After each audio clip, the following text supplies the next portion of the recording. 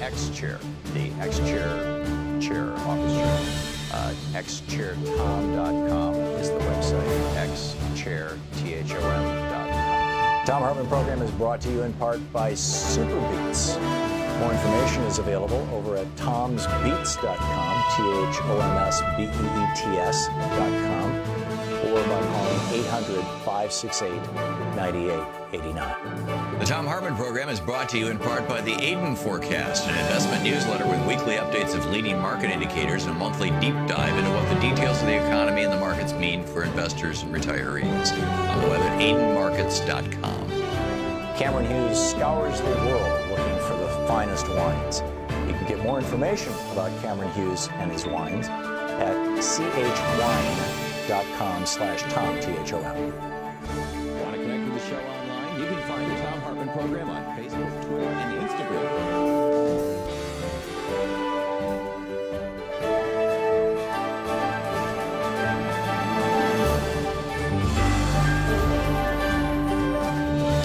Our book today is The Poisoned City, Flint's Water and the American Urban Tragedy by Anna Clark.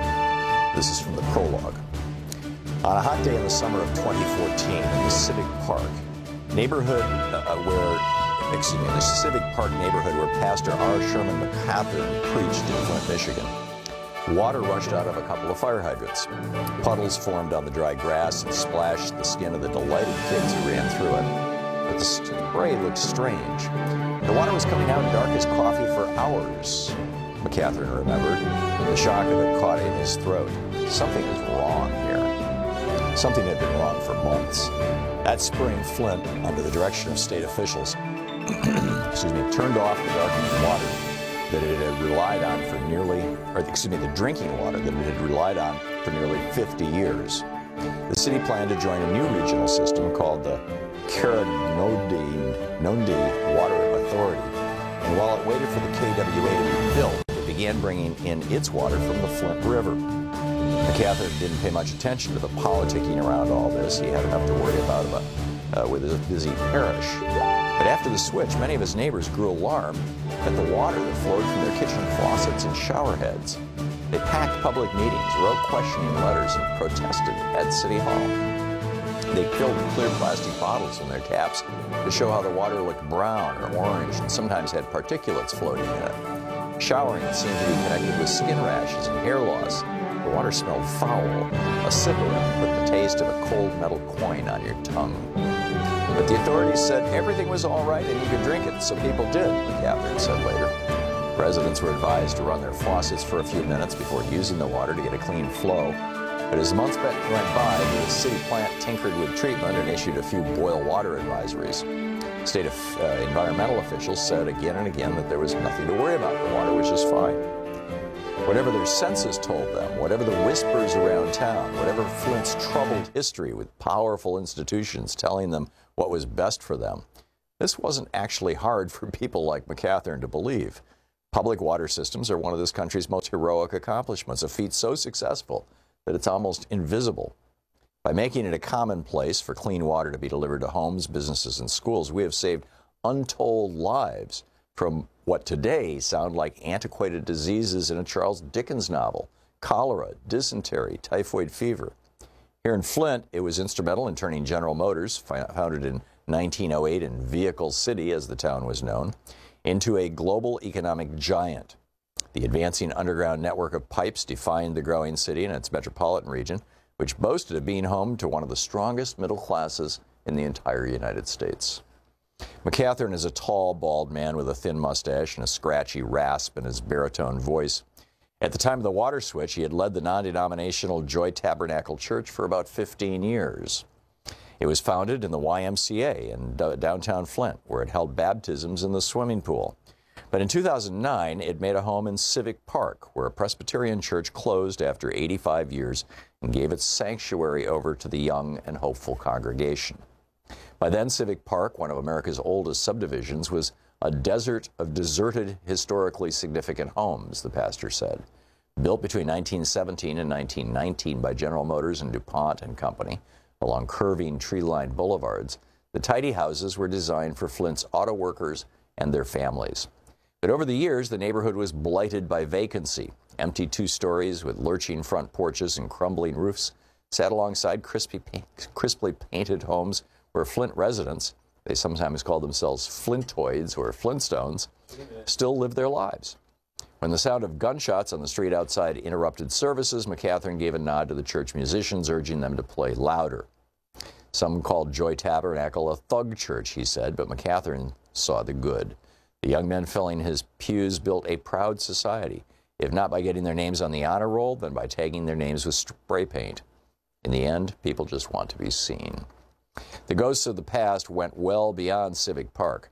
Between General Motors and the United Auto Workers, the city had been a flourishing hub for American innovation. There were more than 100 different manufacturing establishments in town. 10 of them employed at least 1,000 people each. And they not only made automobiles, but paints, varnishes, tools, dyes, cotton, textiles, and a wealth of other products. Flint had one of the highest per capita incomes in the entire nation.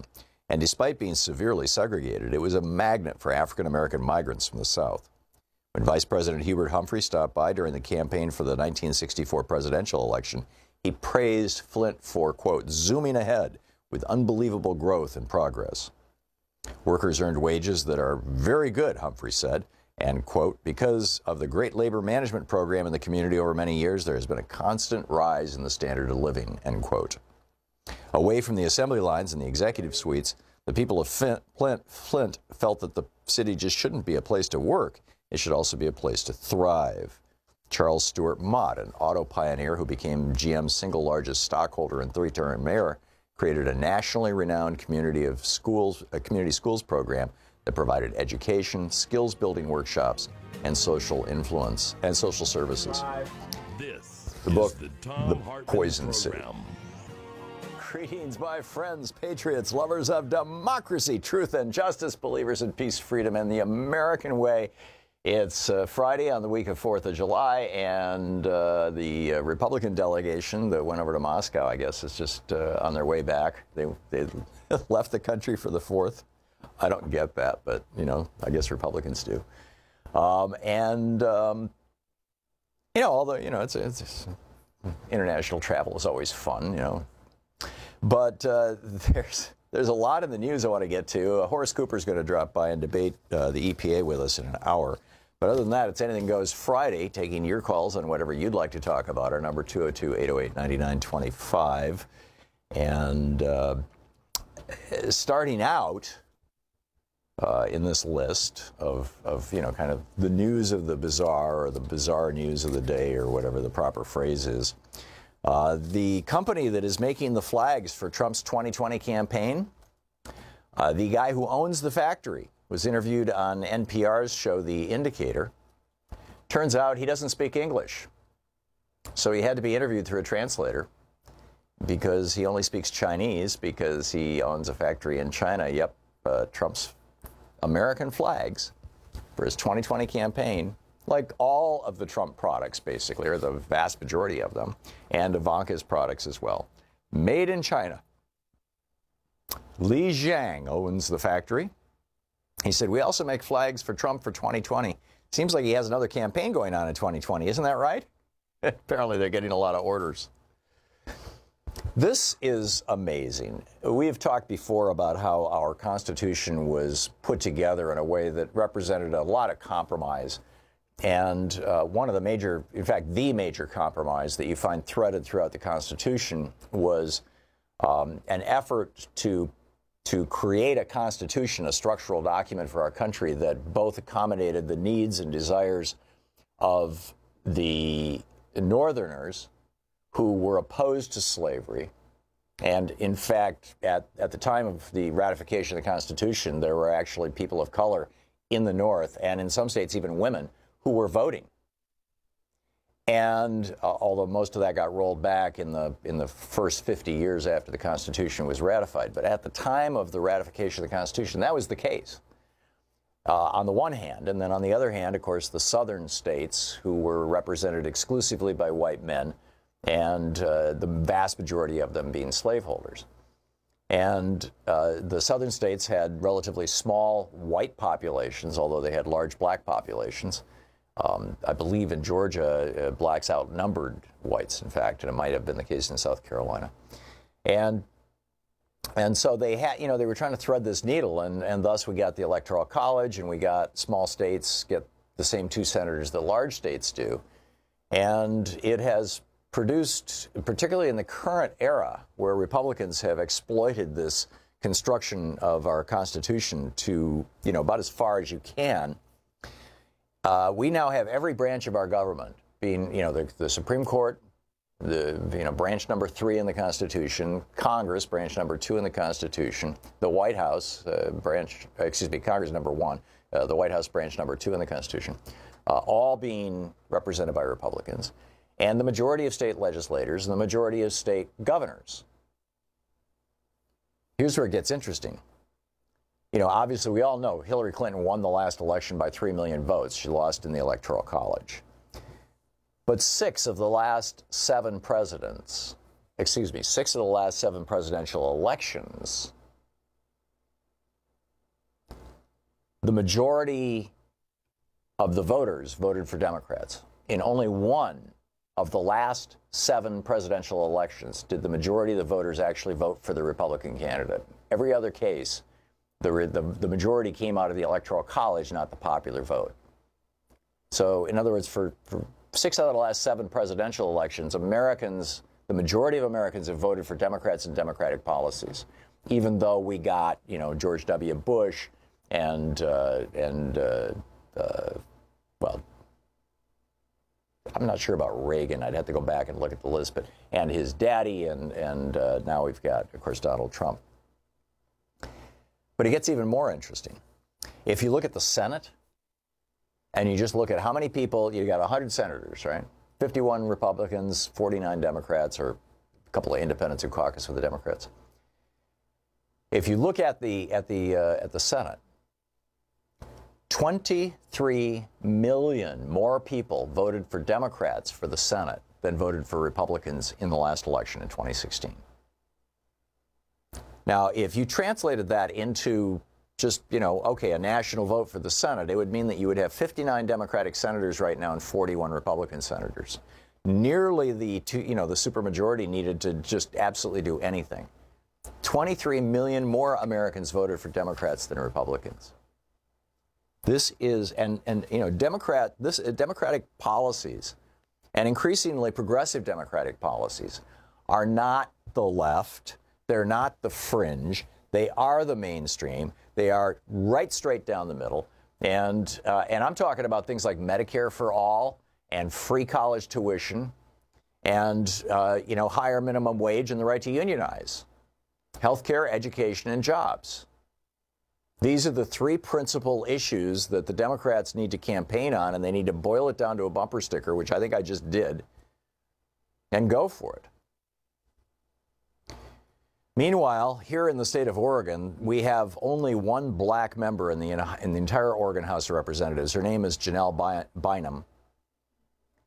And Tuesday, day before yesterday, the day before the 4th of July, at 5 o'clock, and the sun doesn't go down here until around 10 p.m. because we're so far north, and it's summer.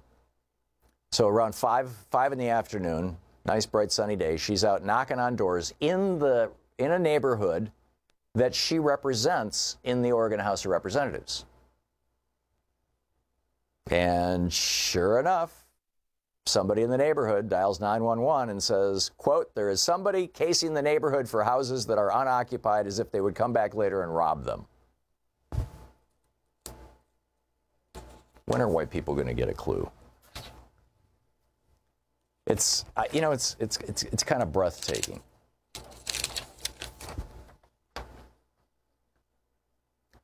And then, we've got this new network. Well, we'll get to that in a minute. Let me just pick up your phone calls here. This is the stuff that's at the top of my mind. I watched a couple of networks this morning, CNN and MSNBC for a while, and all I saw was stories about Donald Trump or Trump's administration. When you give that much press to somebody, you are virtually guaranteeing, as happened during the primaries, that they acquire more political power. And Trump really knows how to use that. So anyhow, pick up your phone calls here. Phyllis in Philadelphia. Hey, Phyllis, what's on your mind today? Good morning, Tom. My concern is abortion. Mm-hmm. They talk about banning abortion. We never get rid of abortion. What we're talking about is getting rid of legal and safe abortion. Right, we're talking about criminalizing abortion. Yes, and I think that when we talk about it, we need to use these words because it will impress upon people, yes, we're talking about safe and legal abortion. Well, the phrase that Bill Clinton used back in '92 in his election campaign was legal, safe, and rare, as I recall. Yes. And that rare part was really interesting because when he was challenged on that, he made the point that if you legalize abortion and you expand, birth control, the availability of birth control and sex education in the schools, you actually reduce the number of abortions. And statistics pointed that out right. At the end of his administration. This all came true. Yes, yeah. The abortion rate, the number of abortions actually went down as a result of the Clinton administration, with more widespread sex education and more widespread access to contraceptions. Contraception, and now you've got an administration, and if they roll back Roe v. Wade, that's not where they're going to stop. They're going to say that Plan B is an abortifacient, that the IUD is an abortifacient, that hormone-based birth controls are abortifacients, all of which, by the way, are not actually scientifically accurate. They all prevent pregnancy, implantation, but they consider, fertilization to be the moment before it's even implanted in the womb, which is crazy. Phyllis, thank you for the call. This is the Thom Hartmann Program. So if Trump gets his pick on the Supreme Court, and it's an anti-abortion person, say goodbye to your birth control. We'll be back.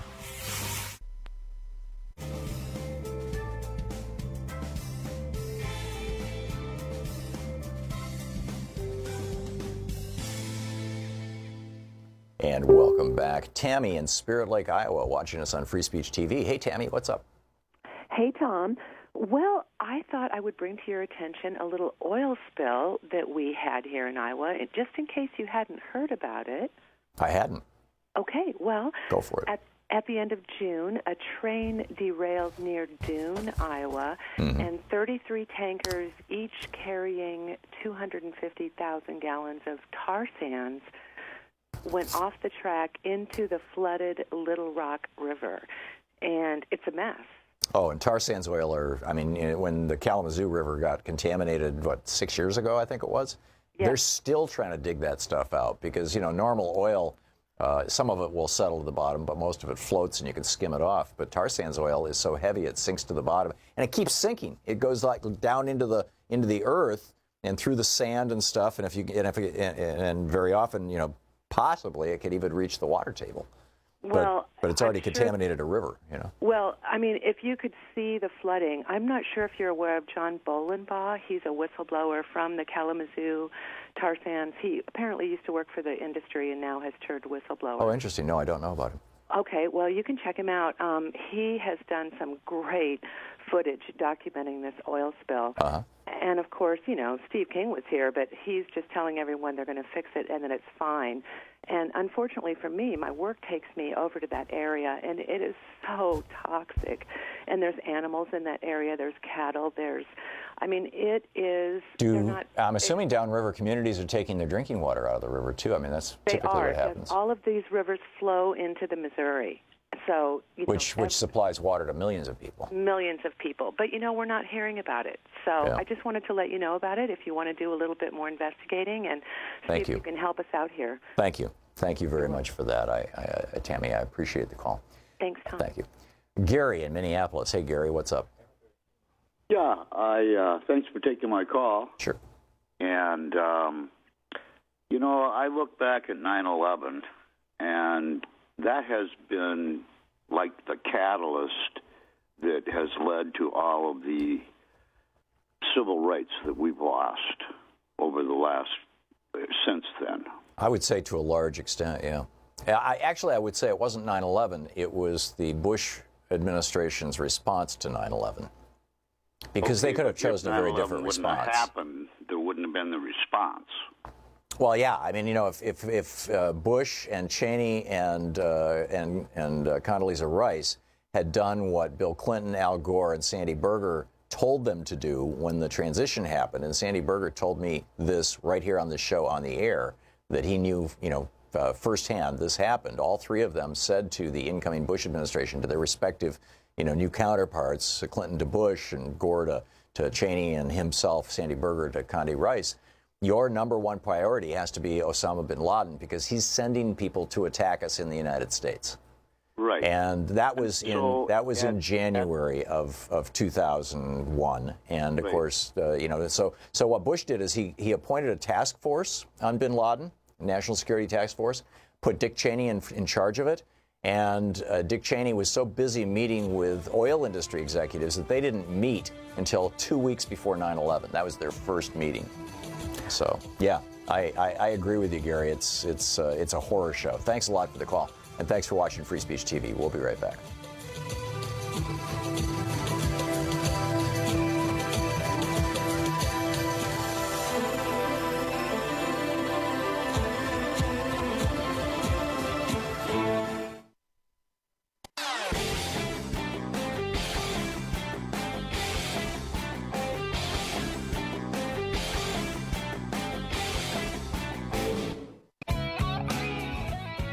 Welcome back. It's 20 minutes past the hour. It's Anything Goes Friday. Erwin in Missoula, Montana. Hey, Erwin, what's on your mind today? Oh, I'm sorry. Erwin. Yeah, I thought I pushed the wrong button. There you go. You're on the air. Yes, Tom. This is Erwin. I called basically about Ed Schultz. I lived in Montana or in North Dakota during the 90s for quite a few years. Uh-huh. But first off, let me say about Montana and Trump's his rally last night. All these red states have places that are blue, and if he would have came to Missoula, he would have had some problems. So, well, I think what they're doing, because this is his political campaign right now. What he's doing, he's not doing this as president of the United States. He's doing it as Donald Trump running for president, and it's being paid for by his campaign. And they're only letting people into these things who are donors to the Trump campaign, so they know that they're Trump loyalists. If he was doing something like a town hall, if he was doing something that was open to the public, rather than only open by invitation only to Trump supporters who've demonstrated their support with money, then I think he would have seen a very different result, just from that. Back to you, Erwin. Yes. Yeah, I agree perfectly. I guess I was just wanting to make that point. And also his comments about Pocahontas. It was rallying the prejudice in the state against the Native Americans. Yeah, and how he's going to forcibly insert a swab into some body part of Elizabeth Warren's, which could be defined as rape, certainly is defined as assault, and he got applauded for it. That was pretty disgusting. What do you want to say about Ed? Ed, I spoke about Ed yesterday. I was in North Dakota. I was drive on the road a lot when I was there, and I found Ed on the radio dial, and he sounded a lot like Rush Limbaugh, so I expected him to be Rush Limbaugh, but he wasn't. And I'll say that state is really conservative, and he was very courageous to come out as a Democrat in that state.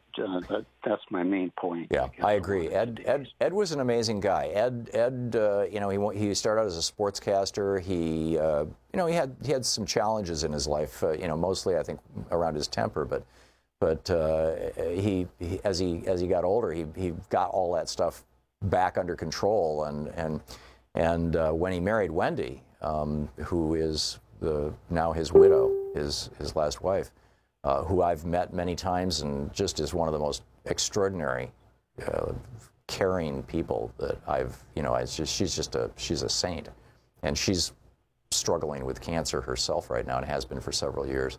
I believe she still is.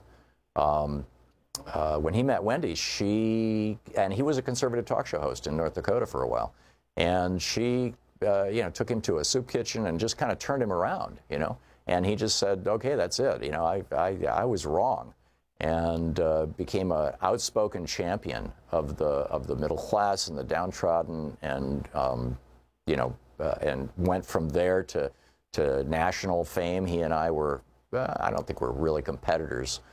Colleagues, he was never on Air America. He always competed with Air America, but he was a powerful and important progressive voice out there on radio for years and years and years. And then he went to MSNBC, and then he went to RT, and I believe he maintained his integrity in all those venues. But he was a good guy. I miss him. I tweeted about it last night that he's in the light now, and in my opinion, and where we all end up, and I wish him well.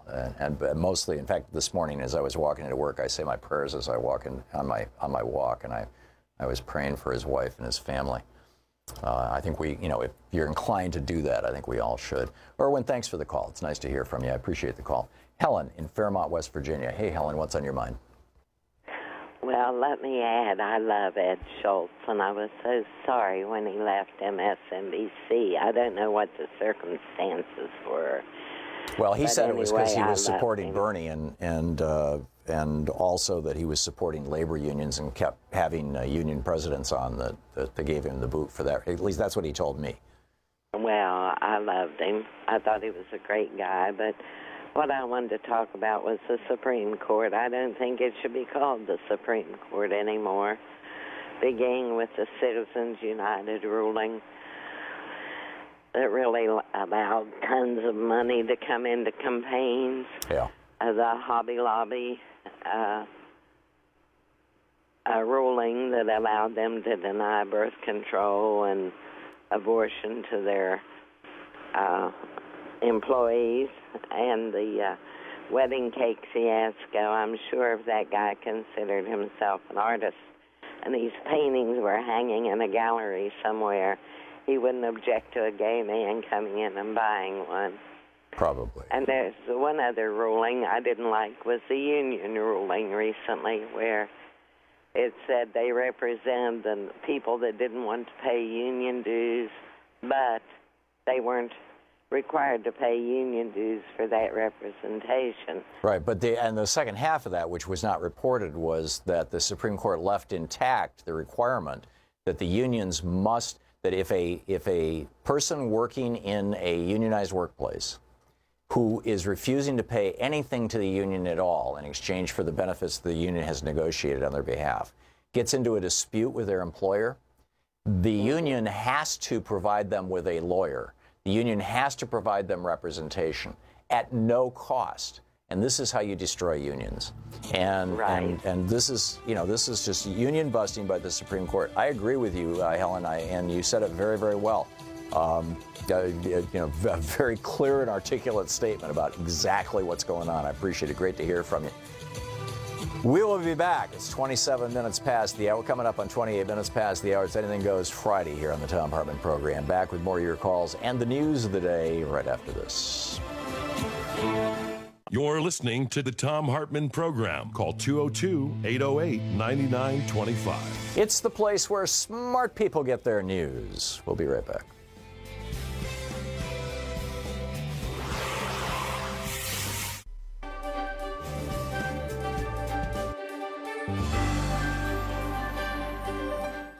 It's the Thom Hartmann University Book Club. Today we're reading from Gar Alperovitz's book, What Then Must We Do? Gar is an economist, by the way, and this is from the introduction. I borrowed my title, What Then Must We Do, from Tolstoy and the profoundly disturbing 1886 book that he wrote once he began to dig below the surface of what was happening in late 19th century Russia, a time when the system was in decay, the aristocracy enjoyed extraordinary luxury, and the peasants endured lives of hunger and pain. As a person of privilege, he began to understand something deeper about his time in history. Tolstoy wrote, I sit on a man's back, choking him and making him carry me, and yet assure myself and others that I am very sorry for him and wish to ease his lot by all means possible, except by getting off his back. Most of us do not literally sit on men's backs, making them carry us. We do, however, often uneasily look the other way, satisfying ourselves with modest changes that reassure us that all is well, while millions are in despair. We've done the best we can do, we might say, given the realities. Still, many sense, as did Tolstoy, that to actually do something serious would require us to confront much deeper problems than we are commonly willing to do. What then must we do is not shouted in the streets, but it is a question that more and more Americans, young and old, liberal, radical, and conservative, are quietly beginning to ask themselves in much more penetrating ways. So let us begin. My starting point is the obvious fact that despite its great wealth, the United States faces today enormous difficulties, with no easily discernible political answers that even begin to offer strategic handholds on a truly democratic future. Elections occur and major fiscal debates ensue, but many of the most pressing problems facing ordinary citizens are only marginally affected, and in many cases in ways that increase burdens, not reduce them. The issue is not simply that our situation is worrisome, however. It is that there are growing reasons to believe that we in fact face systemic problems, not simply political ones. Systemic problems in the fundamental, not the superficial sense. In the pages ahead, I will suggest that our nation's truly critical problems are built into the very structure of the economic and political system. They are not something passing in the night that will go away even when we elect forward-looking thinkers and actively pressure them to move in a different direction. I won't load you down with statistics at this point. A couple of obvious reminders, however. Not only has the economy been stagnating for a long time, but for the average person and the average family, things have been bad for a very long time. Real wages for 80% of Americans' workers, for example, have not gone up more than a trivial amount for the last 3 decades. At the same time, income for the top 1% has jumped from nearly 10% of all income to roughly 20% of all income. Put another way, virtually all of the gains of the entire economic system have gone to the tiny, tiny group at the top for at least 3 decades. Worth pausing to think about that one. What's going on when virtually all the gains for the entire economic system go to the top? I'm not interested here in criticizing those at the top. The question is, we can do that later, the question is, what is going on with the system when this kind of thing happens and continues to happen in an ongoing way, year after year, decade after decade? Another reminder, almost 50 million Americans live in officially defined poverty. The rate is higher, not lower, than in the late 1960s, another disturbing trend marker. Moreover, if we use the measuring standard common throughout the advanced world, which considers the poverty level to be half the median income level, the number would be just under 70 million, and the rate would be almost 23% of all Americans living in poverty. That is to say nothing of steady increases in global warming and an unemployment rate that, if properly measured, is stuck in the range of roughly 15%. At the most superficial level, Washington, as the saying goes, is broken. Give or take an occasional gain in selected areas, the political system is simply incapable of dealing with the deeper challenges. Its focus on deficits it focuses on deficits, not answers. Long trends that don't change are a clear signal that it's not simply the modern period of partisan bickering and congressional stalemate that is causing the problems. The trends are moving steadily downward. We're moving steadily downward long before the Tea Party and the recent partisan foolishness, long before the Citizens United Supreme Court decision allowed corporations to put big money directly into politics, and long before many events that have heralded as tipping points one kind or another. Nor are people stupid. More and more have a sense that something different is going on, both with the economy and more fundamentally with democracy itself. A few more bits of information just as reminders again of something that we're all beginning to see. A mid-2011 poll found that roughly 80% of Americans believe their congressional representatives to be, quote, more interested in serving the needs of special interest groups than the people they represent, end quote. Another poll found that almost 4 out of 5 believe a few rich people in corporations have far too much power. And only 37% of Americans, much more than a third of the population, have confidence in the most solemn and august of American institutions, the Supreme Court. I'm going to dig much, much deeper into all of this, of course, but for now, let's leave it at this.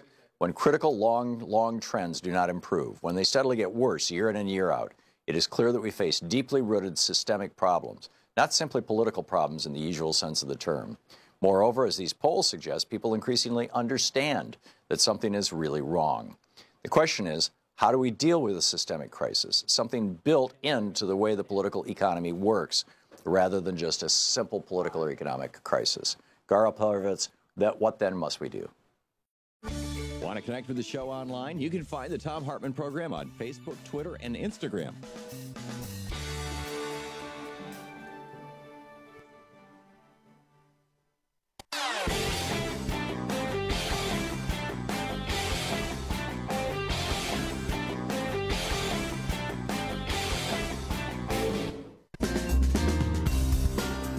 This is fascinating. You know, the whole Trump-Russia investigation.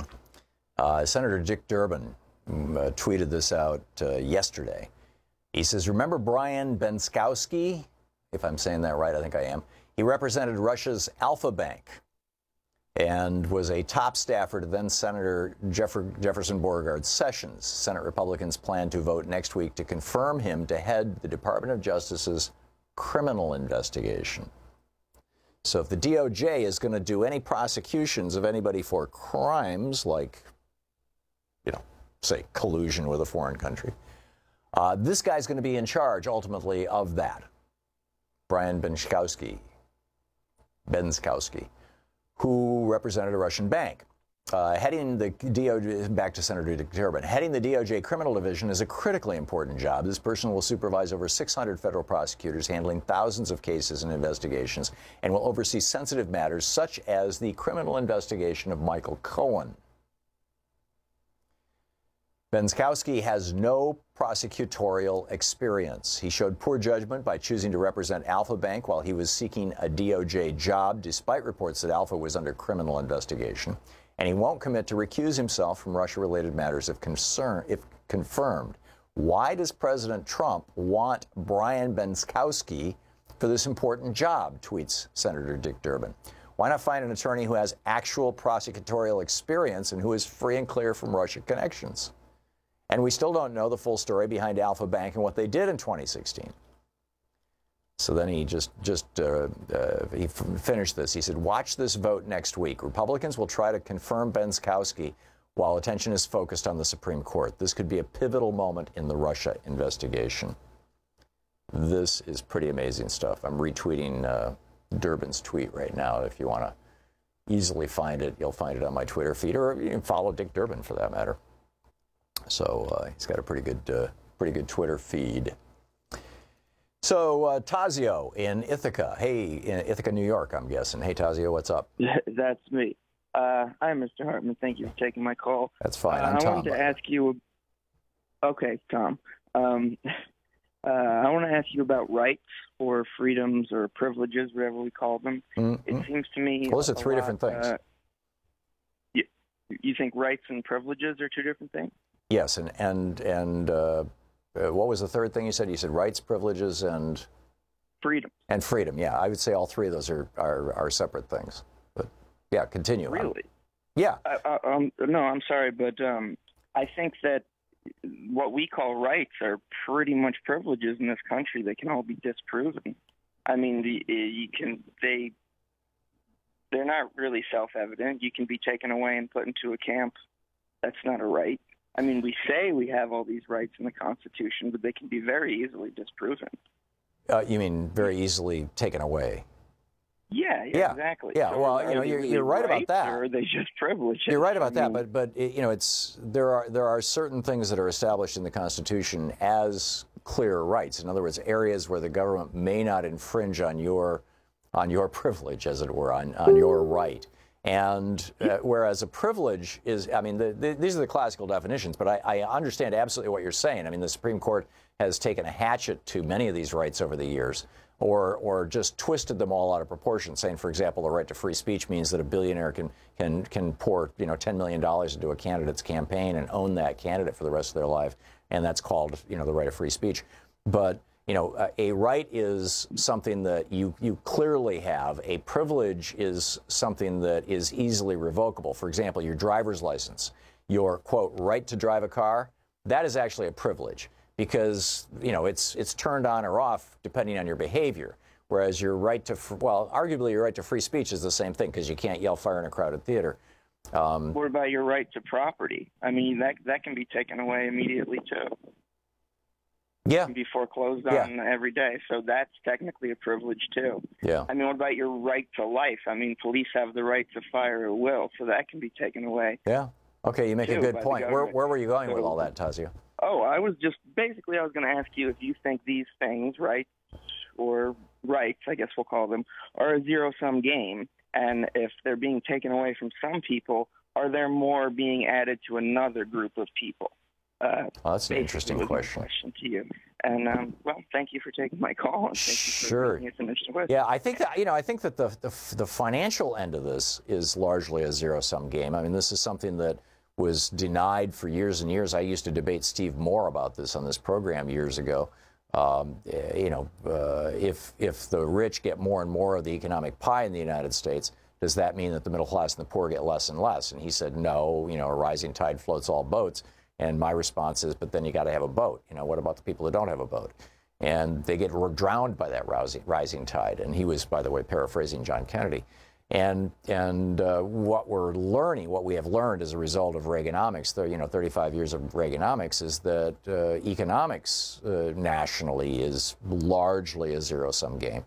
And rights, I'm not sure that taking them away from one group gives them to another group. I mean, you've got the wealthy in this country have always had more privilege, shall we say, at law by virtue of their ability to hire high-powered lawyers and their ability to hire lobbyists to alter laws to meet their needs or desires, and their ability to separate themselves from the rest of society in ways that might keep them out of situations where they may be, confronted with the unpleasantries of life. But I don't think that you need to take those rights away from other people in order for them to have them. It sounds like you're saying money is equal to, or wealth would be equal to rights in our society. No, I'm not. I'm saying that if you're looking at zero-sum games, I think that the big one in this society is financial. It's not your right to privacy or your right to free speech. Although the right to free speech, that one, since the Supreme Court ruled that money is the same thing as speech, the more money you have, the more speech you have, and that seems to be a zero-sum game, because what's happening is as the billionaires are flooding money into the system, into the political system, the voice of small donors and people who can't afford to donate but do vote and go door to door, their voices are being drowned out by those. So interesting conversation, interesting question. But wait. So then the question becomes: is money a zero-sum game? You got other callers, so that's what I'm saying. I'm saying that to a certain extent it is. I mean, there's a limited supply of cash, a definable supply of cash. Yes, it expands and contracts depending on whether the economy is in an expansion or a contraction. But there's basically a defined and limited amount of cash that is circulating in the United States at any one given moment. It's called GDP. And the share of that goes to the wealthy is quite literally taken away from the poor and the middle class, and that's why the wealthy have been getting obscenely wealthy, in the last 3 decades, and the poor and the middle class have been screwed. Yeah, absolutely, to paraphrase the title of my book. But Tazio, thanks for the call. It was an interesting question. Barbara in St. Paul. Hey, Barbara, what's up? Hey, Tom, how you doing? Great, but I'll get better. How about you? Haven't spoke to you in a while. Yeah, no, I was listening to Morning Joe, which I very seldom do, but I did this. I happened to turn to it. This one day we're talking about everyone being civil to each other. Right. And I don't think some people understand the word civil. My 7-year-old great-grandson knows how to be civil because that's what we're teaching him.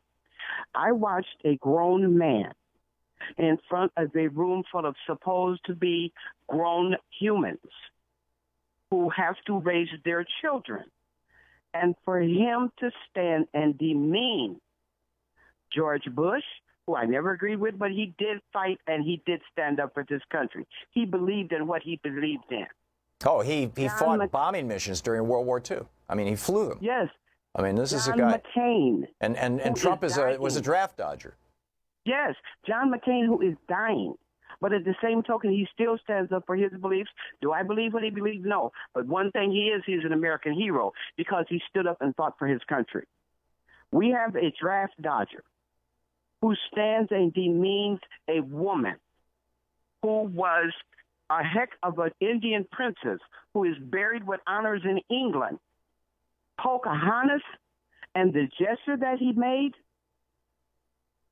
This is the President of the United States of America, one of the utmost, I consider, greatest countries on earth. There are others, but we're still great too. And we are talking about being civil. When he talks about Maxine Waters like she really is not a person, This is a vindictive human being. If you don't like him, then he stands, and what he's doing, he's trying to cover up, putting children in cages and taking them from their parents, and meeting with a dictator who, if you don't like him, you disappear.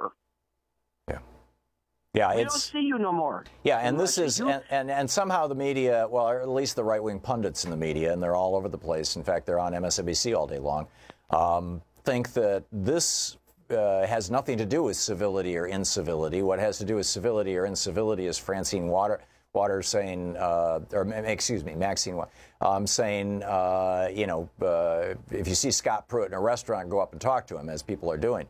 And really, I mean, the Republicans have a new ad out about this, Barbara. I don't know if you've seen it. I just got it in email this morning from Donald Trump, asking for money and saying, hey, look at our new video.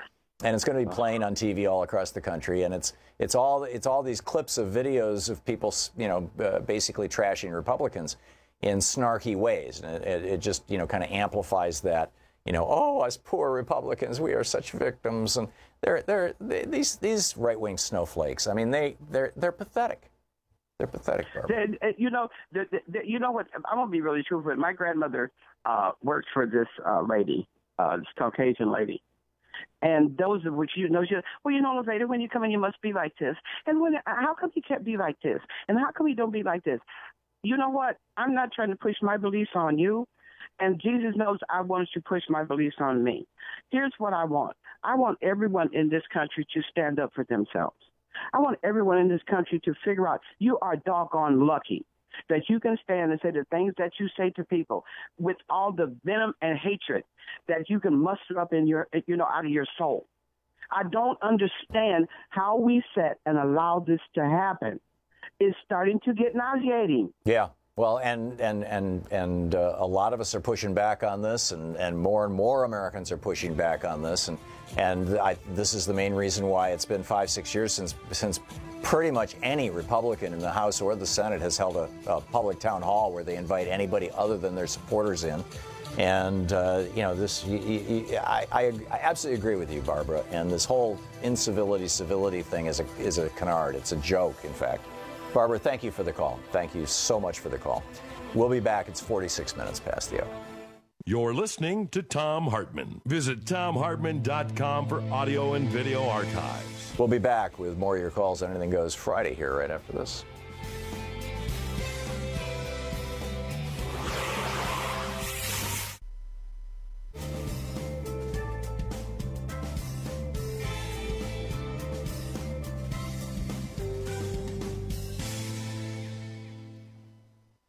And welcome back. Mark Taylor Canfield in Seattle, watching us on Free Speech TV. Hey, Mark, what's going on? Hey, Tom. I just spent a week on the Greenpeace ship, the Arctic Sunrise. Oh, really? I was yes, it's on a West Coast tour right now. That's great. To raise awareness about the dangers of the Trans Mountain Pipeline, which the Canadian government just bought from Kinder Morgan, and the dangers of the tar sand oil because of an increase in the amount of oil tanker traffic on Puget Sound and the Salish Sea. So we were touring the Salish Sea, which stretches from Canada all the way down to Olympia, Washington, one of the biggest, largest inland seas in the world, and reporting about this over at the MTC Report at YouTube and at Truth Out. But it's being led, this campaign against the Trans Mountain Pipeline is being led mostly by the First Nations people all along the Puget Sound and up into Canada. And so I would be glad to share with you some contacts to get some spokespersons on about this issue. But as you spoke earlier, tar sand oil, which is originally coming from Alberta, is moving through an arm of that pipeline that actually extends into Washington State. So it's an interesting situation where the Canadian government is owning it, but it's actually going to be shipping oil across Washington State through Bellingham and then down through the Puget Sound. They're expecting at least 400. Greenpeace just released a report last week that predicts over 400 new oil tanker trips per year along the Puget Sound and also along the Pacific Ocean, the coast of Washington, Oregon, and California. So major threat to the orca whale population, which we were following, Tom, and where we saw them is at the exact spot where Kinder Morgan themselves said would be the most likely place for an oil spill, which is the Rosario Straits by the San Juan Islands, because the currents there are just crazy. So it's a very dangerous place to navigate. So I just wanted to let people know that the Trans Mountain Pipeline is a big issue, and Greenpeace has got a huge campaign against the Trans Mountain Pipeline in conjunction with First Nations people all along the route. And you can find out more by going to greenpeace.org/USA/ship tour. And that ship will be headed from the Seattle area where we are now down the coast of Washington and to San Francisco, Los Angeles, and San Diego. So there's plenty of chances for people to come out and tour the ship and get to know the people on board and learn about the tar sands and how dangerous they are to our oceans, all from Canada all the way down to Long Beach, California, where one of the major oil refineries is going to be refining this oil. You've got Sean's contact information, right, from having been a guest on the show before. Just I'm not sure if I still have that, but it would be good. Well, it's on our website. You can find it, Mark. And so drop her a note with those contacts that you're talking about. I agree. We should get Greenpeace back on the program. We used to have them on our TV show real frequently. We need to get them on this program more often. And number 3, do you know if they're going to be stopping at Astoria, Oregon, or any other Oregon port? At this point, I don't know if they're actually going to be stopping along the coast of Oregon, but I can tell you this, after talking to their media representative, they're a little bit disappointed that there isn't more interest from the media in Oregon on this subject. Now, they've gotten some support in the state of Washington because the Puget Sound is such a precious resource, and any kind of an oil tanker spill. I think it would take, a threat to the Columbia River to get Oregon's attention, probably, but who knows. Mark, thanks for the heads up, and I look forward to getting the information via Sean. And thanks for the call. It's always good talking with you. We'll be back. It's coming up on 9 minutes before the hour.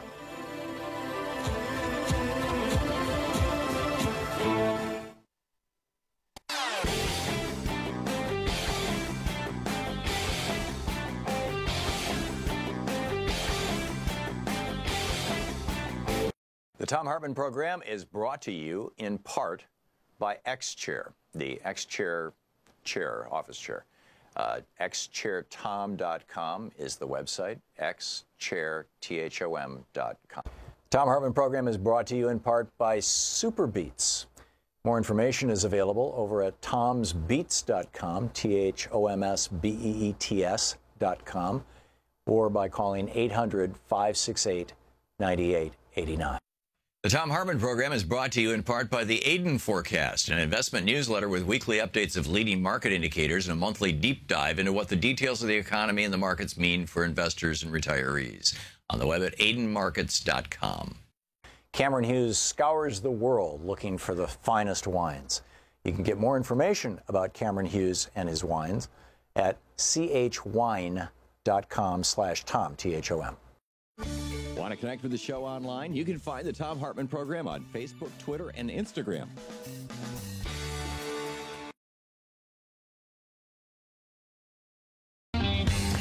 Welcome back to the program and back to Anything Goes Friday.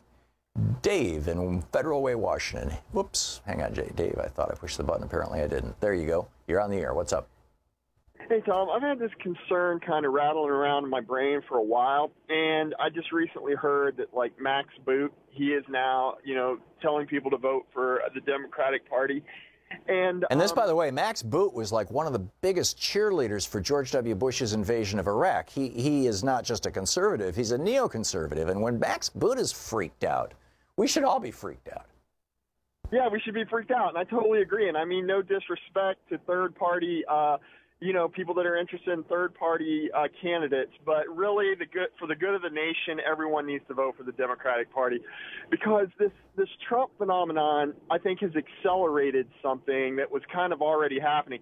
But there's this weird intersectionality between conservatives and Republicans, and also when liberals and conservatives. When Democrats were debating the abolition of ICE, abolishing ICE. Mm-hmm. I thought about this as well. I was like, Trump is running up the budget and the deficit. There's a lot of conservatives that money is a very tangible thing, and I'm sure they're worried about how this is going to, what the result's going to be. But my question is this. If it is found that many conservatives might actually support a Democratic candidate, do you think that the topics of gun control, sensible gun regulation, and the topic of civil rights might fall by the wayside? See, that's a very big concern for me, and I just wondered if you put any thought into that. I think that we can chew gum and walk at the same time, and there's a broad spectrum of issues. In fact, I've got the graphic that Sean Hannity used to attack Alexandria Ocasio-Cortez. And he says her platform is Medicare for all, housing as a human right, federal jobs guarantee, gun control, assault weapons ban, criminal justice reform, end private prisons, immigration justice, which all fall into the kind of civil rights, thing. Solidarity with Puerto Rico, mobilizing against climate change, clean campaign finance, higher education for all, women's rights, support LGBTQ, support seniors, curb Wall Street gambling, and restore Glass-Steagall. This was his attack on her, right? He said these are the horrible things that she supports. I know. Actually, the public polling shows that the vast majority of Americans, well over 50%, in many cases over 70%, on some of these things over 80 and 90% of Americans support these positions. Now, that said, in order to run a successful campaign in the world of politics, most people can only process 7 plus or minus 2 pieces of information at any one time. And, plus or minus 2, I mean, some people can handle 5, some people can handle 9. The average is 7. And we devote some of our attention to things like, I'm attending to my body, I'm sitting up straight, or I'm driving this car. So you've got to focus, a couple of, 2 or 3 of those things are just constantly occupied, which means that basically you can handle 2 or 3 thoughts at once, and that's about it. And you go beyond that, and people just tune out.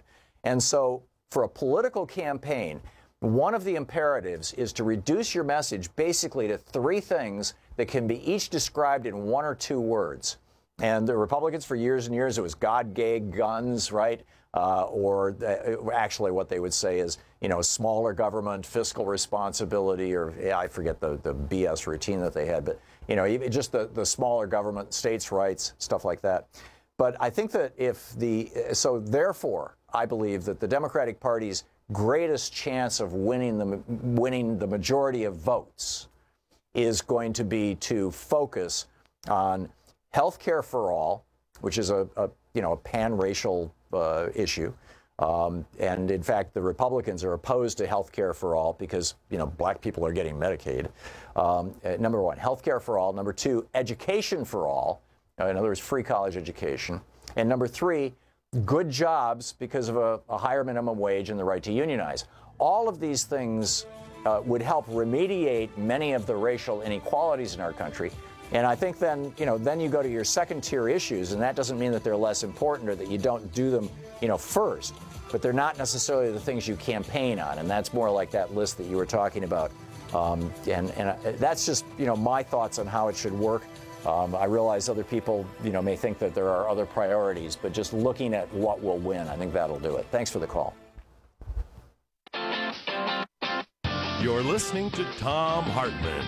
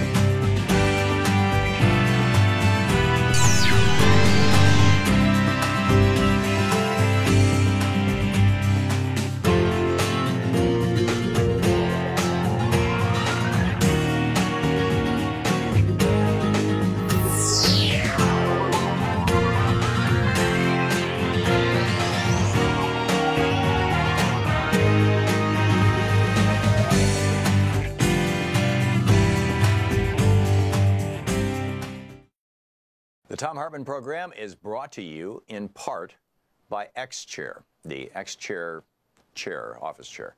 XChairTom.com is the website, XChairTHOM.com. Thom Hartmann program is brought to you in part by SuperBeets. More information is available over at TomsBeets.com, THOMSBEETS.com, or by calling 800-568-9889. The Thom Hartmann program is brought to you in part by the Aiden Forecast, an investment newsletter with weekly updates of leading market indicators and a monthly deep dive into what the details of the economy and the markets mean for investors and retirees. On the web at aidenmarkets.com. Cameron Hughes scours the world looking for the finest wines. You can get more information about Cameron Hughes and his wines at chwine.com/Tom, THOM.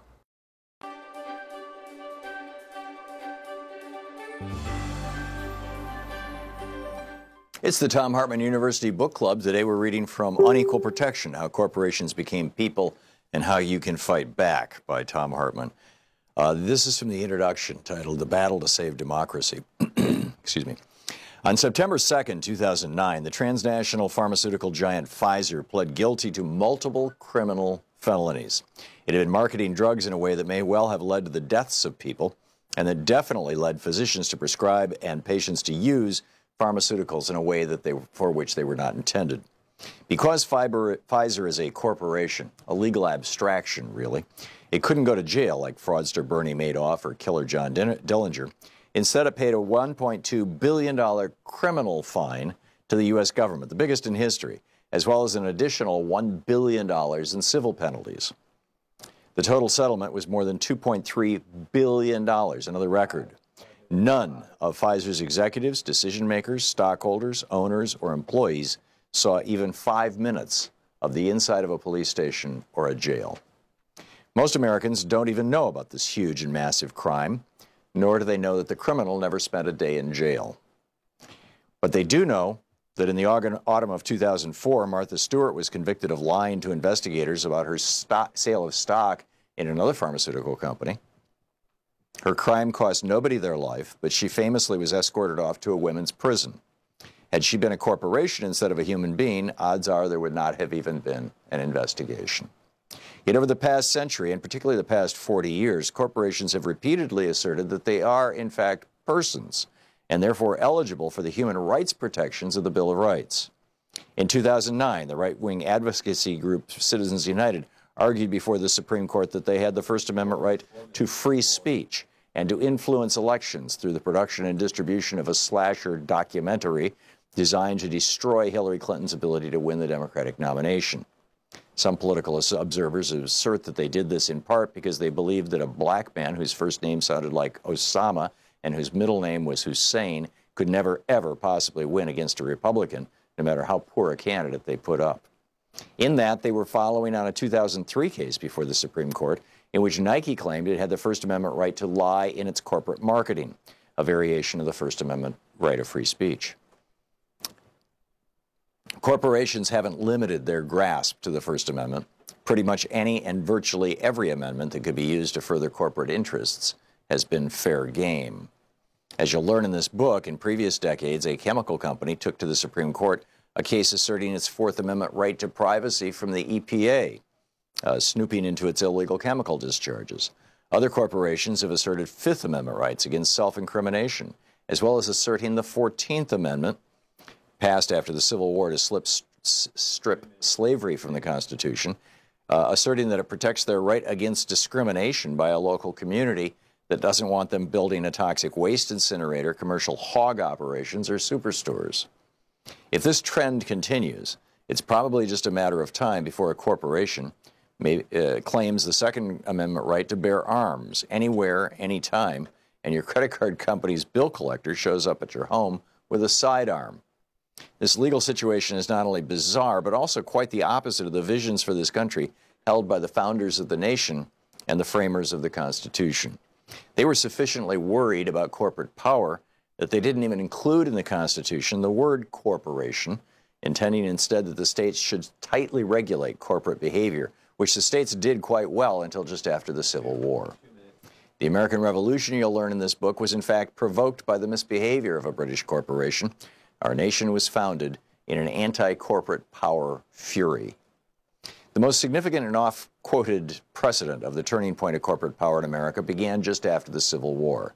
It rested on a constitutional amendment successfully written and passed by a group of radical Republicans after the Civil War. That's what they called themselves, radical Republicans, to take slavery out of the Constitution.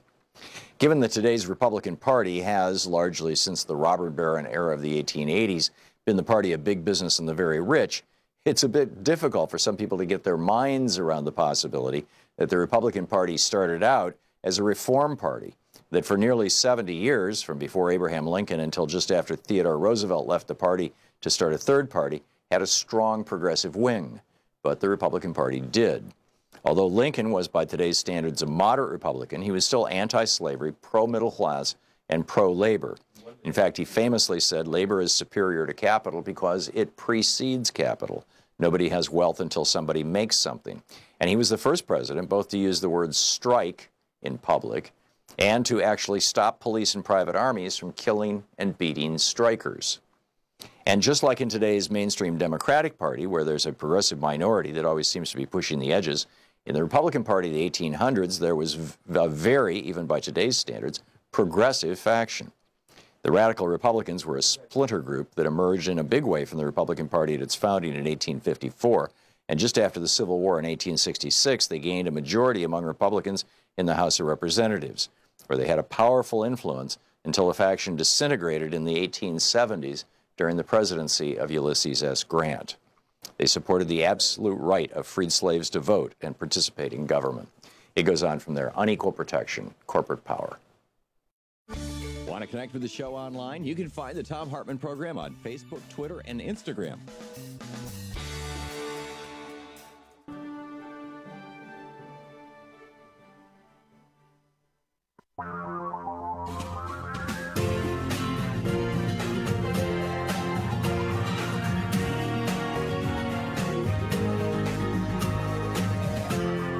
This is the Thom Hartmann Program. So Scott Pruitt has left the room, or I think is doing so at the end of this week. He is being replaced by his number two, Andrew Wheeler, a former lobbyist for the nation's largest coal company, Murray Energy. So don't expect much to change. In fact, things might even get worse. Just a few of the things that Scott Pruitt oversaw that generally don't get reported because everybody's talking about his hand lotion and is using sirens to get to a restaurant. They canceled the requirement that oil and gas companies report their methane emissions. Methane emissions not only are increasing global warming, but methane emissions are always associated with other hydrocarbons. In other words, things like benzene that cause cancer, that poison local communities. They canceled the requirement that these companies report on that. They did away with a Clinton-era rule designed to limit toxic emissions from major industrial polluters. They directed agencies to stop using a calculation of, quote, the social cost of carbon.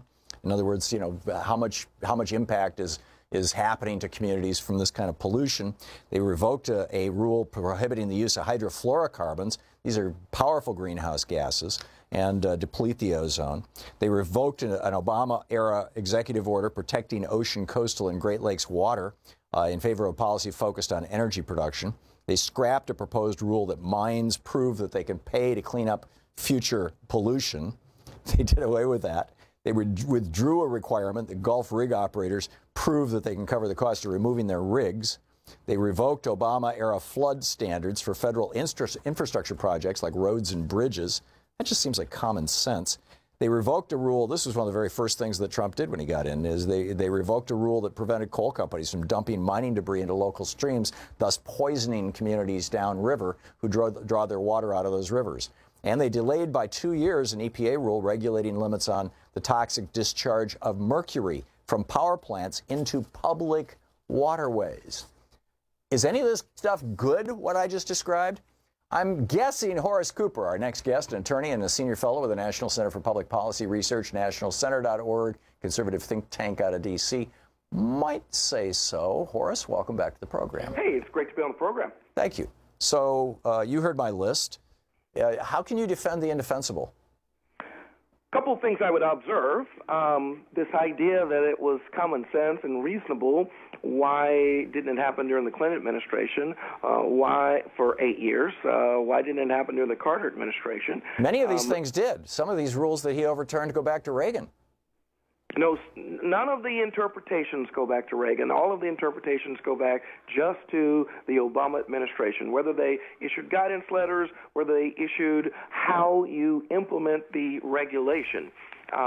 That is a huge difference. I believe the law against coal companies dumping their waste into public waterways and poisoning communities downstream has been in place for years and years and years, if not this specific rule. Said, how you enforce that was a Obama administration interpretation. Oh, in other words, the Obama administration got more aggressive than the Bush administration about protecting American citizens. Again, what's wrong with that?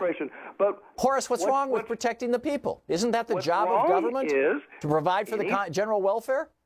Anything the president does through executive action can be undone by another president through executive action. And I understand the mechanics of it. I'm asking you, what is good about any of this?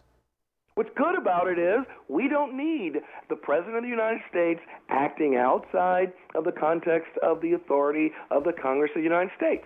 If Congress authorized every single one of these rules, or every single one of the laws that provided for this rulemaking, and you know that. That's not true at all. In fact, the way that most of the rules have been rescinded was the statute that Congress created in the late 1990s that gives them the ability to repeal by a simple majority the rules that they see are brought to their attention and aren't able to be aren't sustainable in the eyes of the public and the eyes of the legislature. But I was just Horace, what we're doing here is I'm saying, look at that guy. He just got shot, and you're saying, oh, well, what kind of legal technicality is there that we can discuss? I'm asking you, what is good about this stuff? How can you defend this stuff? Not at all. The president needed to bring people into court and say the law on coal dumping into coal minerals being dumped into fisheries and waterways has been violated. We're prosecuting you and letting a judge make a determination whether or not they were in violation. That's not what the Obama administration did. Instead, they issued new implementation rules, and that went beyond the authority that the government should operate under, because for transparency purposes, we all ought to know what the laws and expectations are. Oh, come on. That's a total BS argument. And you still have not answered my question, Horace. Why would you support Why don't we just an suspend administration elections and make sure and a that president? we take all of the money that we would use in elections to provide health care for some needy people? If the only Now, let's not change the subject here. So No, what I'm you're not changing the saying, subject. basically, if What I understand this correctly, Horace, what you're saying is that if the coal companies are being allowed to poison the public, that's just fine because in your belief, your interpretation of the Constitution and the law, you think that the way that Obama applied that law was beyond the bounds. If it was beyond the bounds, why did the Supreme Court strike it down? No, it's the application, not necessarily the law itself. Couldn't I just And as in easily fact, say, Horace, Trump reversing this stuff is beyond the bounds? No, all he's doing is returning it back to the status quo ante. And the status quo ante was the people of America were being poisoned. So there are still laws on the books that cover these areas, and people can still be prosecuted, and people can Not even by this litigate. administration. Not by What's this that? administration. I mean, Scott Pruitt paid $30,000 for a phone booth so that he could have, illegal private conversations with his lobbyist buddies. Talk about the swamp. I still don't get. Are you in favor of or opposed to coal companies being able to dump their waste into rivers? I'm opposed to the federal government manipulating whatever the laws are with regard to poisoning without actually having an action of Congress. I am opposed to that. The large parts Congress of the passed regulatory states, Congress created the Environmental Protection Agency. They passed that law. They said, okay, here are our goals. Protect the American people. You guys define the rules that do it. The EPA said, okay, here's one of the rules. You can't dump coal waste into rivers. And then Trump comes along with an executive order and says, sure, they can dump all the coal waste they want into rivers. I don't understand how in any moral universe you can defend that. he did not say that. What he actually said was the very rule that the Barack Obama administration put into effect is repealed. There's been no affirmative protection, no affirmative grant, because the president They're dumping doesn't have coal into that the rivers authority. right now, Corus. They started the day after Trump did this. It's I say saving that them a again. fortune. They're no longer having to dispose of their coal waste. They're just dumping it in our rivers and poisoning people downstream who probably don't even realize that there's arsenic and mercury and uranium and all kinds of god-awful stuff in that coal waste. That's now in their tap water. What's happening in 1994, 1995, 1996, 1978, 1979. I get confused about why the president that simply says you overreached by abusing. You know, in 1978, we did not even know, Horace, that low levels of arsenic in water caused cancer. We didn't even know that. We didn't even learn that until the 90s. We did in 1999. We did in 2000. So George Bush should have. No, he wasn't president until 2001. Oh, you're trying to blame this all on Bill Clinton? I'm not blaming this on anyone. And the Republican What I am pointing controlled out legislature is, that was spending all their time trying to impeach the president? What I'm pointing out is that President Obama, instead of pushing through another new law clarifying what these rules are, chose to just issue an executive order. Like or he could have guidance gotten Mitch directive. McConnell to go along with that law, just like he got Mitch McConnell to go along with Merrick Garland. No, he could have done that in 2009. He could have done that all the way through 2010. And a supermajority. He could have done it for the 74 days that he had a majority, but you have priorities. Horace Cooper, hang on just a second, Horace. Hang on. This is the Thom Hartmann Program. You can tweet Horace at National Center. NationalCenter.org is the website. Horace Cooper, the attorney. Horace, thank you for being with us. Hey, thanks so much for having me on. Good talking with you. We'll be back.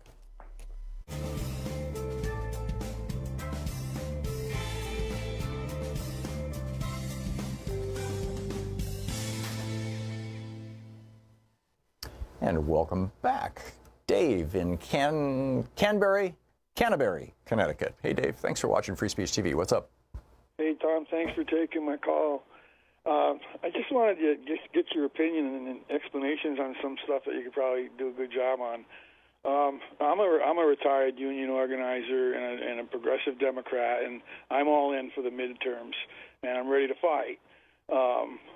The problem we see in the media is their message is Democrats in disarray have no message, which is false because we're winning in for Democratic primaries on the same issues you've been talking about today. The three that stick in my mind: education, healthcare, and jobs. So you're right, Tom.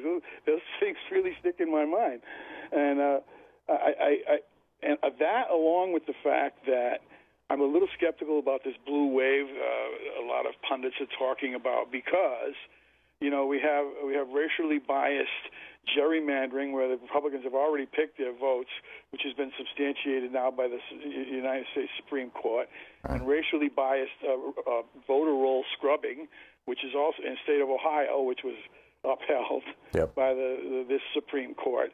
So with these things in play, the gerrymandering and the voter suppression. Tom, what do you think about this blue wave they're talking about? Is it possible it won't be such a blue wave? And thank you very much for your comments, Tom. Sure. Yeah. Thanks. Thanks, Dave. I'm wary of being complacent. We did that in 2016, and it didn't turn out so well. A lot of people just figured, Hillary's got this thing in the bag. She's got big donors. They got a lot of money. The majority of Americans support her policies. This is a done deal. And, Trump snuck in out of the wire, arguably. I get a little skitterish, I guess is the word, about, taking for granted that there's a blue wave happening. Your comment that you're energized for the primaries.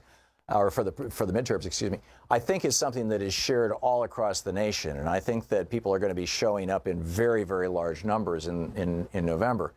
But one of the things that I think could suppress those numbers is particularly in the media, I was going to say a false optimism, is the proclaiming that it's a done deal, because it is far from a done deal, as you correctly point out. They are scrubbing the voter rolls. They're stripping millions of people off the voting rolls because they happen to live in areas that principally vote Democratic, or they have common surnames, which typically hits people who are either of African ancestry, Hispanic ancestry, or Asian ancestry. They're reducing the number of polling places in colleges and in college towns and in poor communities so that people have to wait in line much, much longer. They're cranking up the ID requirements so that people who are on Social Security and don't drive anymore can no longer vote. You have to have a valid driver's license. Your driver's license from when you were 70, now that you're 80, can't be used to vote because it's expired. I mean, it's insane, the stuff that these guys are doing to try and protect their majority status as a small minority. So we've got to all get out there, and we've got to absolutely avoid taking it for granted, Dave. I think there's a blue wave coming, but I'm not going to proclaim it. I'm not taking nothing for granted. David, thank you for the call. Very well said. We'll be back. It is 20 minutes past the hour.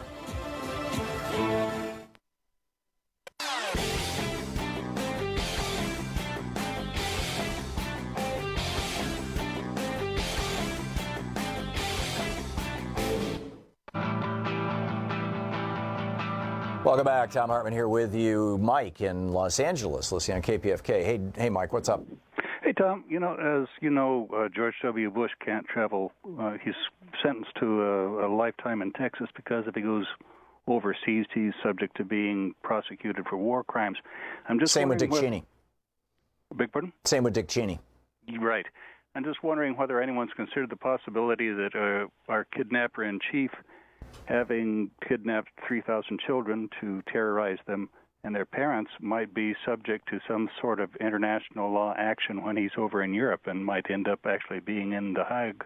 I think it's extremely unlikely that any of our European allies would go after a sitting president of the United States. Well, remember what the King of the Netherlands put out there on his... Yeah, I learned later that actually wasn't the King of the Netherlands. It was one of those, spoof tweet sites. The King of the Netherlands does not get political. So and I said that on the air and I was wrong. And the next day I was going to correct myself, and I don't remember if I did or not. I may well have forgotten. So.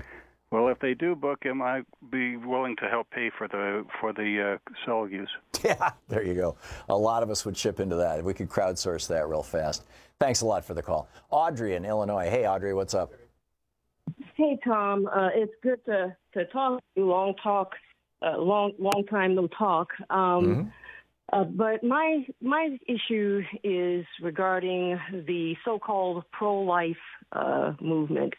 I think it's high time we identified it as pro-breeding movement. These people are not pro-life.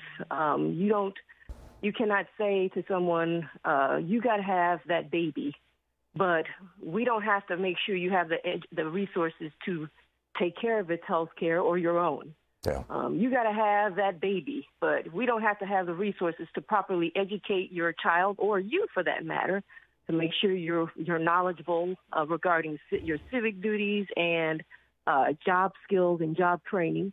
You got to have that baby, but we don't even have to make sure that you are protected as a worker so that you have enough income to properly provide for that child.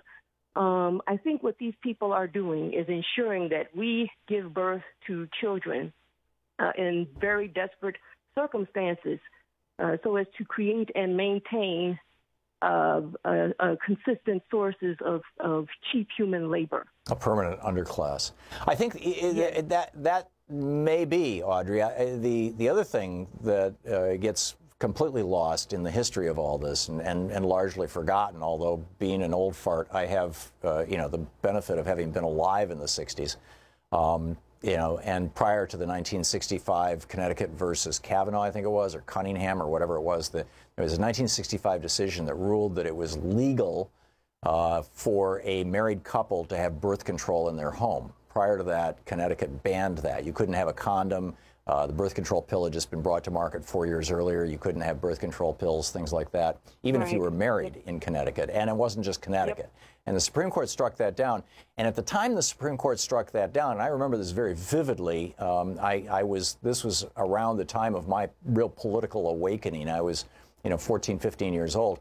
And the argument that that was being made by the what we called then the Joe Pine conservatives, he was a famous right-wing talk show host on TV, was that states, particularly states like Connecticut, needed to ban contraception because they were majority white states and white people were not reproducing at the rate that people of color were in this country, and you were going to see a racial genocide of white people. And that's the kind of language that was being used by the Pat Buchanans of that day. And, that whole piece of the equation, it's almost like people forget that ever happened. Oh, I don't doubt it. But here's the thing. Remember, the rhetoric of racism is often used, to the means of, once again, like you say, creating a permanent underclass. Yeah. They want, these people can't see the country past their money, okay? What they want is a human labor. As long as we're poorly educated and poor, we're always going to be desperately dependent on them. That's how they perceive things.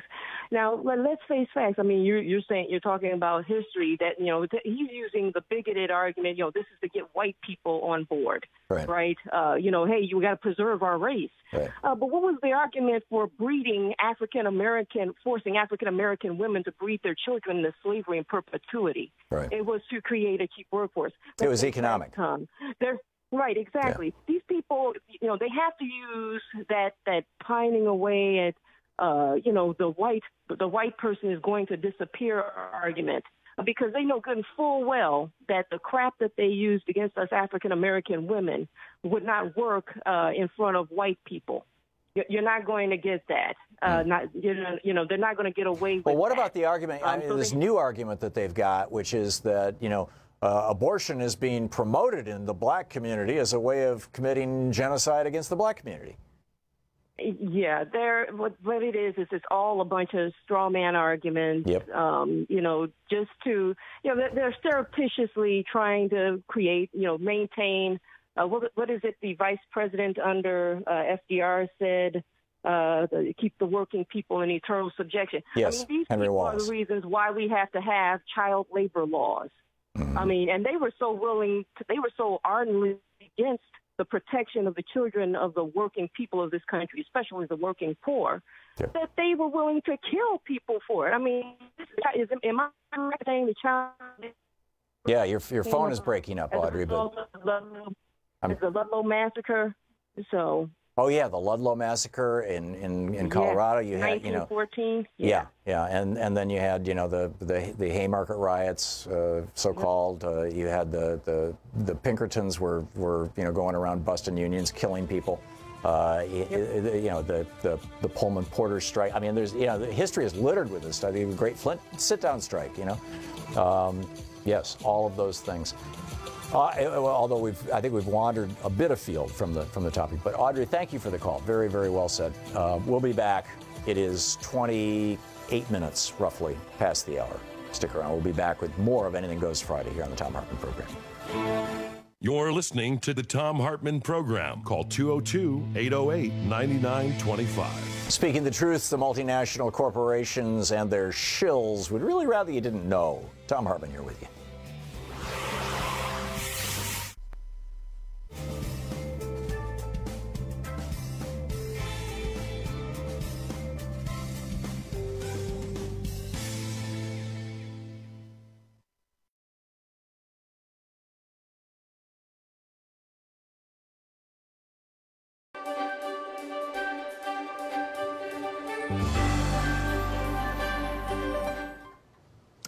Today we're reading in Thom Hartmann University Book Club from How to Stop Worrying and Start Living, Time-Tested Methods for Conquering Worry by Dale Carnegie, perhaps an appropriate book in the era of Trump. This is from Chapter 2, a magic formula for solving worry situations. Would you like a quick, surefire recipe for handling worry situations? A technique you can start using right away before you go any further in reading this book?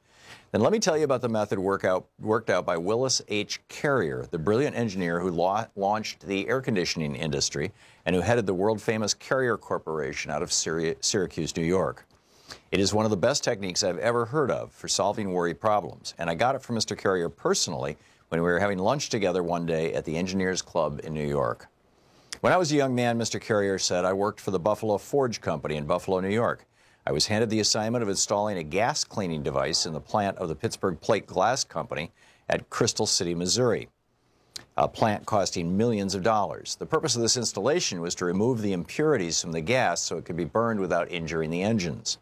This method of cleaning gas was new. It had been tried only once before and under different conditions.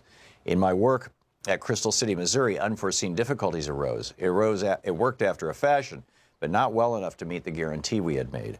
I was stunned by my failure. It was almost as if someone had struck me a blow on the head. My stomach, my insides began to twist and turn. For a while, I was so worried I couldn't sleep. Finally, common sense reminded me that worry wasn't getting me anywhere. So I figured out a way to handle my problem without worrying. It worked superbly. I've been using the same anti-worry technique for more than 30 years. It is simple. Anyone can use it. It consists of 3 steps. Step 1. I analyzed the situation fearlessly and honestly and figured out what was the worst that could possibly happen as a result of this failure. No one was going to jail me or shoot me, that was certain. True, there was also a chance that I could lose my job, and there was also a chance that my employers would have to remove the machinery and lose the $20,000 we had invested. Step 2. After figuring out what was the worst that could possibly happen, I reconciled myself to accepting it, if necessary. I said to myself, this failure will be a blow to my record and it might possibly mean the loss of my job. But if it does, I can always get another position. Conditions could be much worse, and as far as my employers are concerned, well, they realize that we're experimenting with a new method of cleaning gas, and if this experience costs them $20,000, they can stand it. They can charge it up to research, for it is an experiment. After discovering the worst that could possibly happen and reconciling myself to accepting it, if necessary, an extremely important thing happened. I immediately relaxed and felt a sense of peace that I hadn't experienced in days. Step 3. From that time on, I calmly devoted my time and energy to trying to improve upon the worst which I had already accepted mentally. I now tried to figure out ways and means by which I might reduce the loss of $20,000 that we faced. I made several steps and finally figured out that if we spent another $5,000 for additional equipment, our problem would be solved. We did this, and instead of the firm losing $20,000, we made $15,000. I probably would never have been able to do this if I had kept on worrying, because one of the worst features about worrying is that it destroys the mind's ability to concentrate. When we worry, our minds jump here and there and everywhere, and we lose all power of decision. However, when we force ourselves to face the worst and accept it mentally, we then eliminate all these vague imaginings and put ourselves in a position where we are able to concentrate on our problem in the here and now. This incident that I have related occurred many years ago. It worked so superbly that I've been using it ever since, and as a result, my life has been almost completely free from worry." End of quote. Now, why is Willis H. Carrier's magic formula so valuable and so practical, psychologically speaking? Because it yanks us down out of the great gray clouds in which we fumble around when we are blinded by worry. It plants our feet good and solid on the earth. We know where we stand, and if we can't have solid ground under us, how in creation can we ever hope to think anything through? Professor William James, the father of applied psychology, has been dead since 1910, but if he were alive today and could hear this formula for facing the worst, he would heartily approve. How do I know? Because he told his own students, quote, "Be willing to have it so. Be willing to have it so," he said, "because acceptance of what has happened is the first step in overcoming the consequences of any misfortune," end quote. The same idea is expressed by Lin Yutang in his widely read book, The Importance of Living. True peace of mind, says this Chinese philosopher, comes from accepting the worst. Psychologically, I think it means the release of energy. That's it exactly. Psychologically, it means a new release of energy. When we have accepted the worst, we have nothing more to lose. And that automatically means we have everything to gain. After facing the worst, Willis H. Carrier reported, "I immediately relaxed and felt a sense of peace I hadn't experienced in days. From that time on, I was able to think." Makes sense, doesn't it?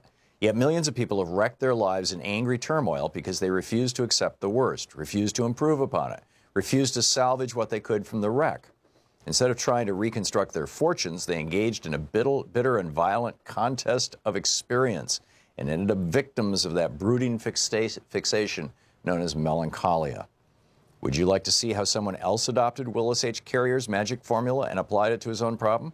Well, here's one example from a New York oil dealer who was a student in my classes. "I was being blackmailed," the student began. "I didn't believe it was possible. I didn't believe it could happen outside the movies, but I was actually being blackmailed." And, he goes on with the story. It's a fascinating one. How to Stop Worrying and Start Living by Dale Carnegie.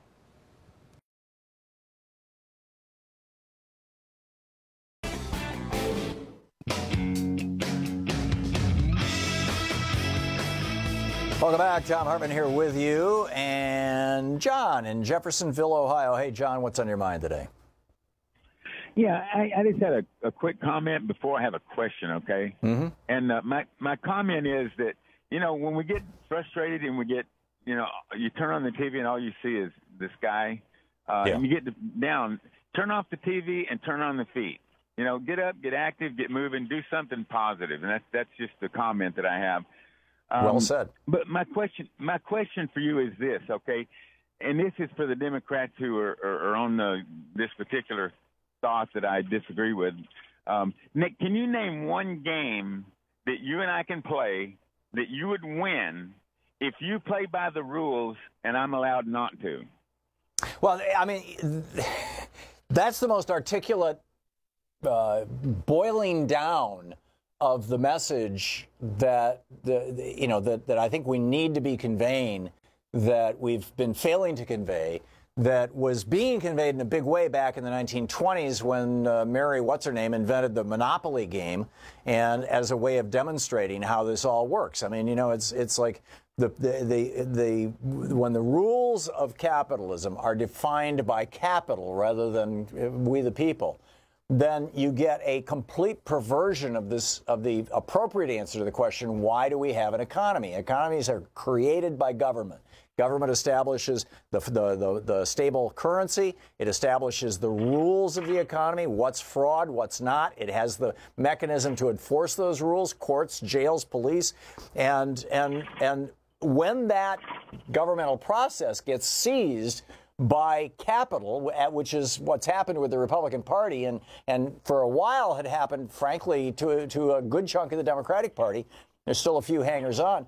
When that system, when the referees, when the rule book writers of the football game are taken over by one team, to the benefit of that team and to the detriment of the other, then you've got the situation like we have now. Am I saying it right, John? Am I saying what you're talking about? Absolutely. I mean, we cannot win if we don't fight the battle on every front, too. Get up, get active. Let's get out there and work. Amen. Yeah, very well said. Thanks a lot for the call, John. Good to hear from you. Cliff in Canyon Country, California. Hey, Cliff, what's on your mind? Good morning, Tom. Happy Friday. Happy Friday. Incredibly interesting times we're living in, Tom. You bet. Dude, I'm 59, and I'll tell you, I don't shake too easy.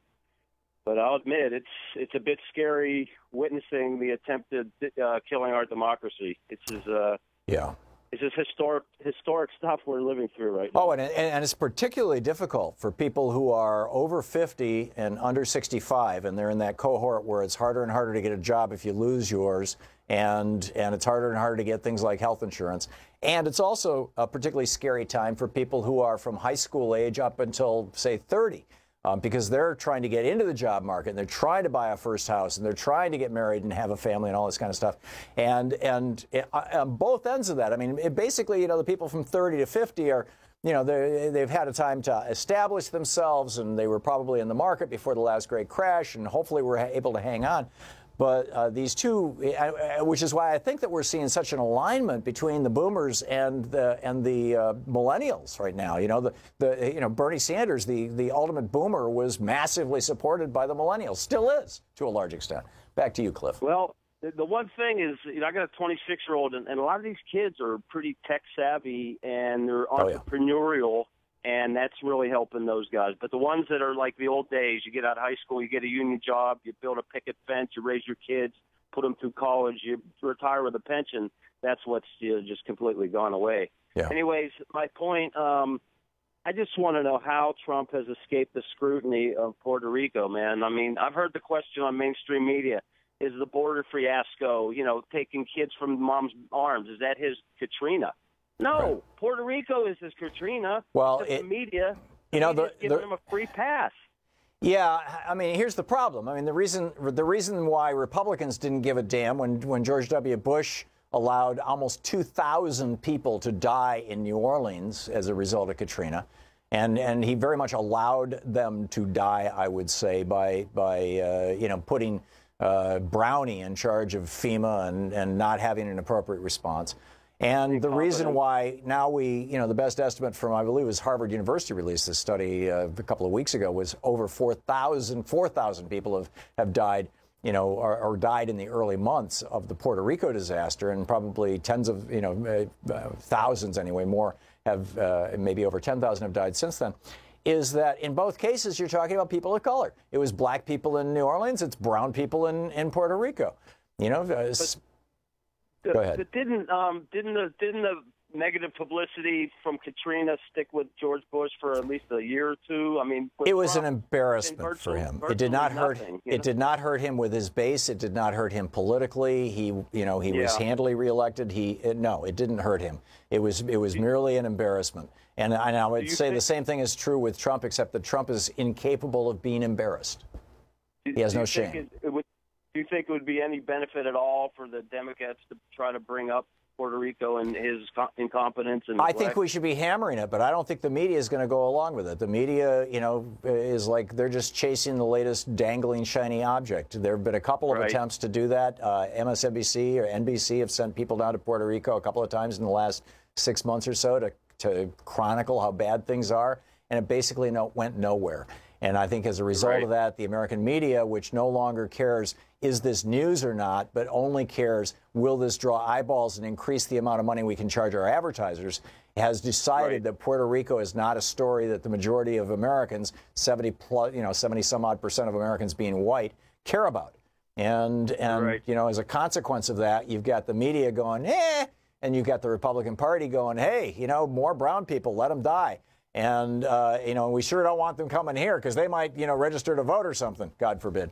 And you've got the Democratic Party, which is being, torn 16 ways to Sunday by real issues. I mean, what I was debating, Horace, the environment, you've got, the banking crisis, you've got the issues of race and misogyny and, women's rights. And now we got abortion and guns and jobs and the union whack that the Supreme Court just, destroyed public sector unions nationwide, and on and on and on it goes, right? And so Puerto Rico kind of gets pushed down to the bottom of that list because the constituency of people who are really passionate about Puerto Rico are principally people who are of Puerto Rican ancestry. And that's not anywhere close to the size of the population of African Americans in this country or Hispanic Americans from South and Central America as opposed to Puerto Rico. So, you know, it's just a political, negative trifecta, if I'm making sense. No, you're right, Tom. That was actually really good analysis. Yeah. So thanks a lot, Cliff, for the call. It's this is something that we should be focusing on more. I absolutely agree, and I should be talking about more on this program. Aaron in Michigan. Hey, Aaron, what's on your mind? Hey, Tom.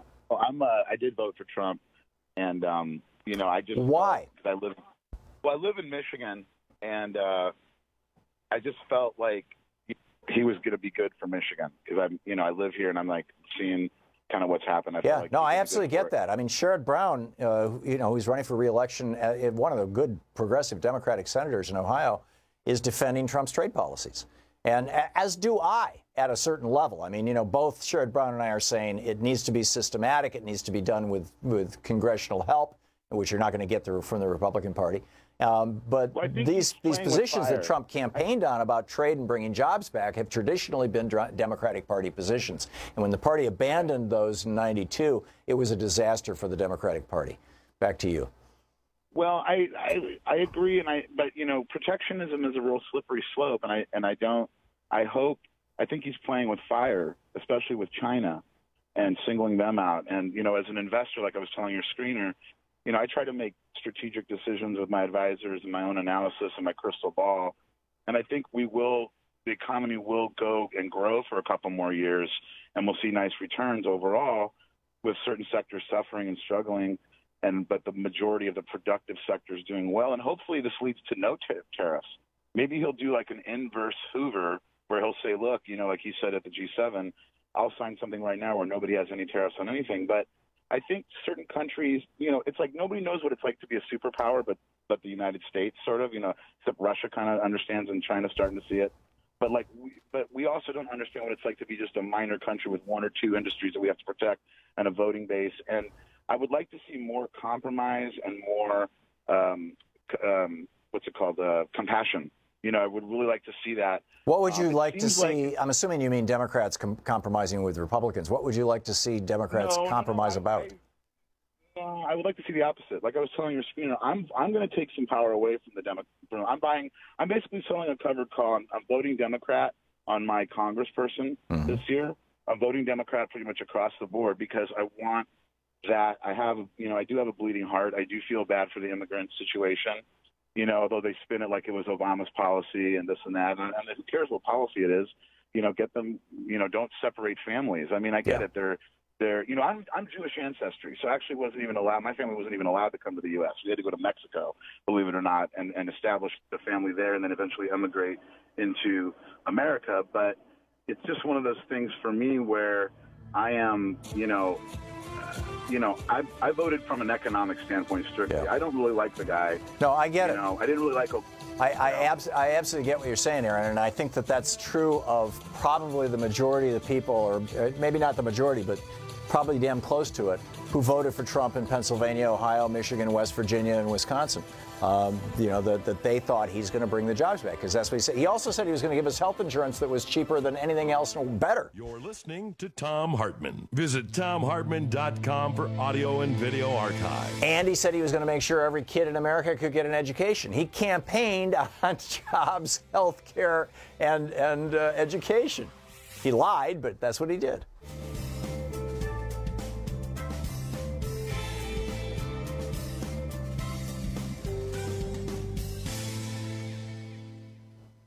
And welcome back. Mike, watching Free Speech TV in Boxford, Florida. Hey, Mike, what's on your mind? Well, I just want to get back to something that seems to be forgotten is Trump's tax returns. I mean, basically, we're on about year 4 of him really being, since he's started running for president. Yeah. And I'm just thinking, if you're under audit by the IRS for that long, my dad had a situation in business some years back that there was a very serious situation pretty complicated. They resolved in about a year and a half because the IRS doesn't like to have this stuff like this hang. But my thought is either one, you've either been totally incompetent and totally screwed your taxes up that even the IRS guys can't figure it out. And how reasonable a scenario is that? Scenario two is you've probably got a whole lot of really incredibly complex things if you're trying to hide something. Yeah. So, Well, didn't Hillary give like 20 or 30 years of her taxes? 18 back? years, No. yeah, 18 years of her tax returns, Mike, and which is not uncommon, although they've been in the public light, the public eye for that long. But Mike, did you see the piece, the op-ed in today's New York Times that David K. Johnston wrote about Trump's taxes? No, I didn't. I highly recommend it. David is, he's a PhD economist. Oh, he's great. I believe he's a Pulitzer Prize-winning reporter, and at least he covers the economics beat. Maybe he doesn't have a PhD, but he really understands economics. And he points out in that article that Trump has a long history of committing tax fraud and tax crimes. And when the IRS tried to go after him and the state of New York tried to go after him, he claimed that all the records had been destroyed in a flood. And then when they found those records, suddenly the records vanished. And it just goes on and on, right? It's all these times that Trump got caught in lies trying to defraud the American government and trying to throw the tax burden off him and onto people like you and me. And, it's just, it's fairly clear that one of two things is, in my opinion, I believe that there's two reasons, one of two reasons, and probably both, why Trump wouldn't release his tax returns. Number one, actually three reasons. Number one, he's not as rich as he says he is. Number two, he has probably been engaged in some sort of widespread tax fraud over the years. And, yeah, no doubt. And maybe it's even legal or marginally legal. A lot of rich people don't pay any taxes at all. Warren Buffett talked about how his secretary pays more taxes than he does, and he's a multi-billionaire. Or number three, which I think might be a real big one, is that he's been running a money laundering operation for at least a couple of decades, which is not uncommon in the real estate business, where people who are trying to get money out of countries like Russia and China, they put it in U.S. real estate because you can still buy U.S. real estate with cash, no questions asked. And, wink, wink, nod, nod. And why are all these, foreign oligarchs buying Trump properties at prices that are way over market in many cases? Yeah. And they're, I think that they're doing it not just to support Trump, nowadays, but I think they were doing it because there's not that many real estate developers who are actively willing to participate in illegal money laundering operations, at least internationally illegal. It might not be illegal in the United States, but although it may be. I mean, that's something that we would find out. But I think that's why he won't release his tax returns. But who knows? We'll find out. Or we won't. But David K. Johnston's piece in today's New York Times is about how we can find out, and it's really good. I refer you to it. In fact, we should probably get David back on one of these days to talk about it. We're going to be back with Talk Media News in just 1 minute, so please stick around.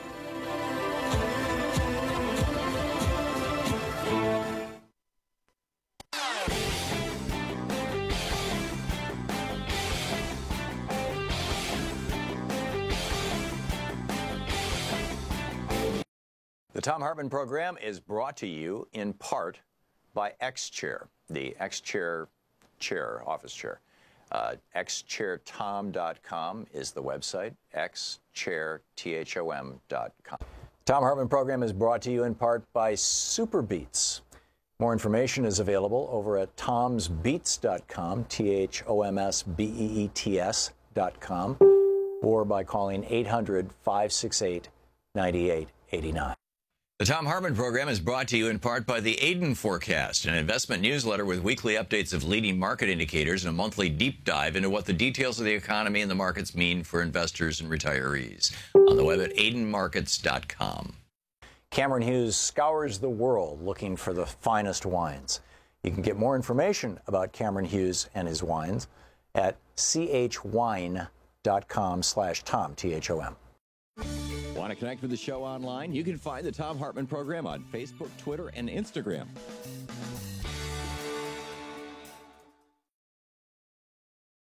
news today and find out what's going on in the world. This report brought to you by goatsfortheoldgoat.com and Loving What You Do, Ellen Ratner's latest book.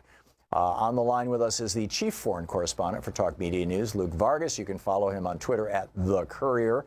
Luke, welcome back to the program. Thank you so much. Happy Friday. Happy Friday to you, too. Tariffs in China went into effect at midnight, or 1 second after midnight this morning. What's been the consequence of that so far? I was on the phone with about a half dozen economists this morning trying to pick their brains about really where things stand. And I have one big takeaway, and we can get into the nitty-gritty, but the one is that there really haven't been actually tariffs imposed until this date. There were some small measures targeting washing machines that were sort of tweaks to trade that happened in January and February. Then you had the steel and aluminum tariffs. But since then, there have been, 6 or 7 big tariff announcements from the White House, but those were just announcements. And then they kick in these 3-month periods of consideration, trying to settle on the actual items that will get slapped with the tariffs. And I think it created this imagination where people thought all the tariffs had gone into effect.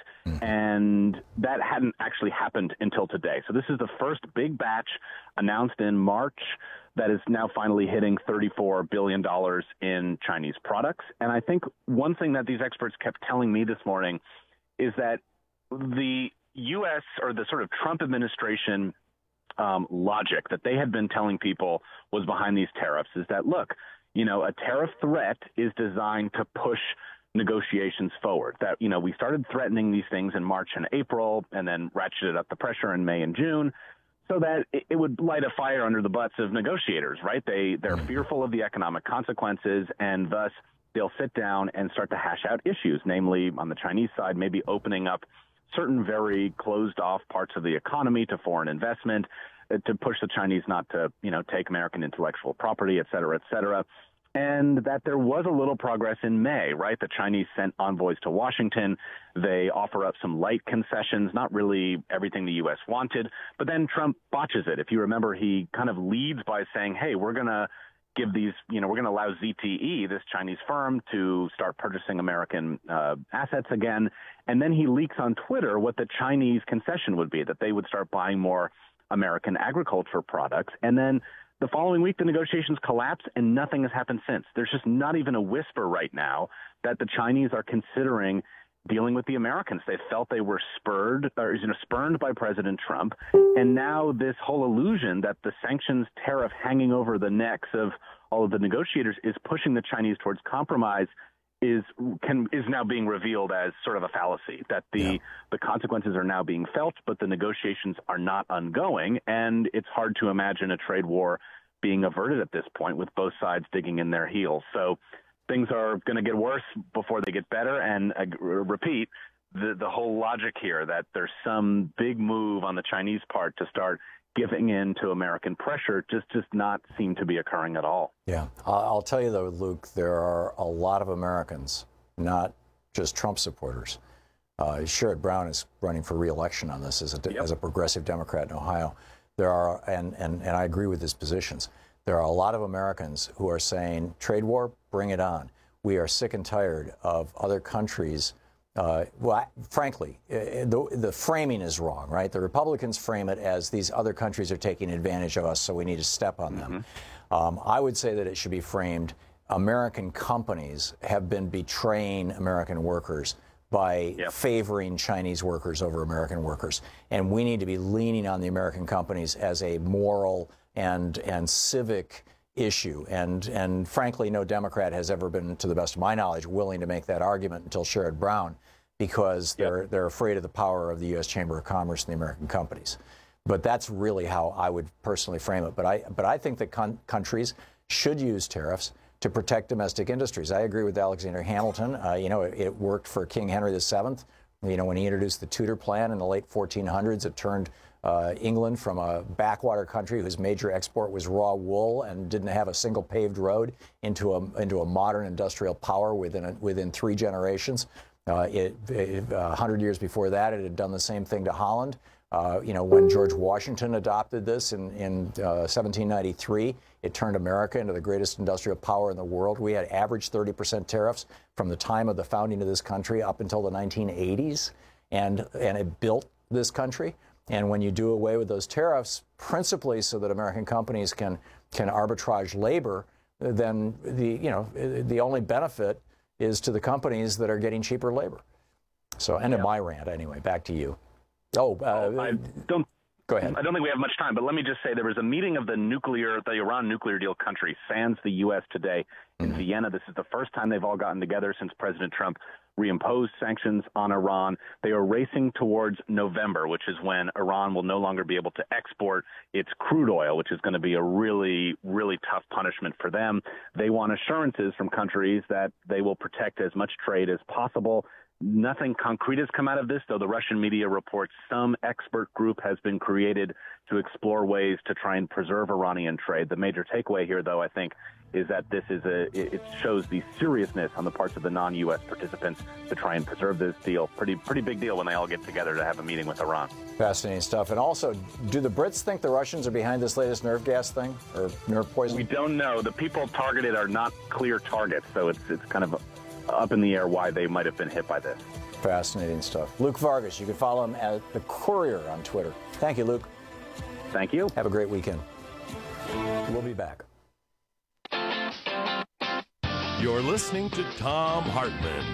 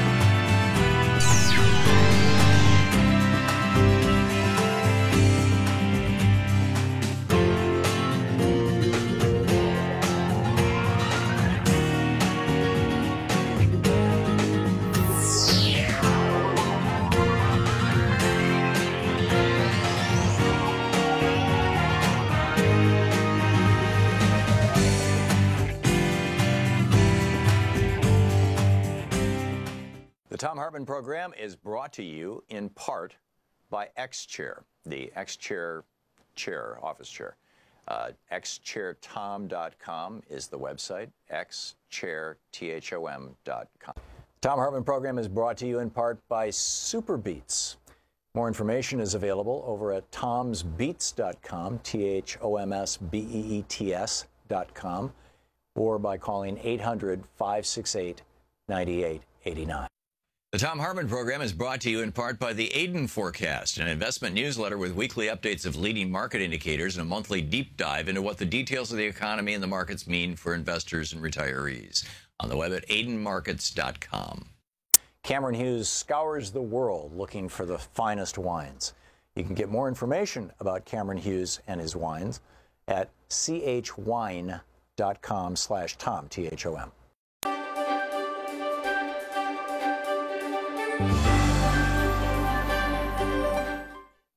In the Thom Hartmann University Book Club today, we're reading from Michael Pollan's new book, How to Change Your Mind, what the new science of psychedelics teaches us about consciousness, dying, addiction, depression, and transcendence.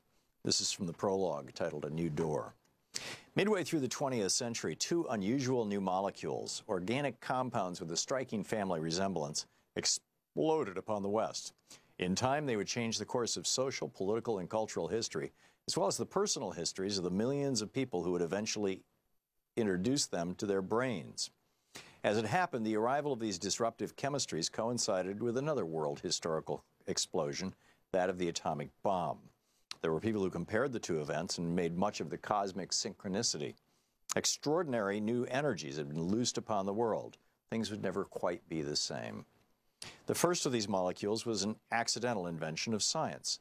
Lysergic acid diethylamide, commonly known as LSD, was first synthesized by Albert Hofmann in 1938, shortly before physicists split the atom of uranium for the first time.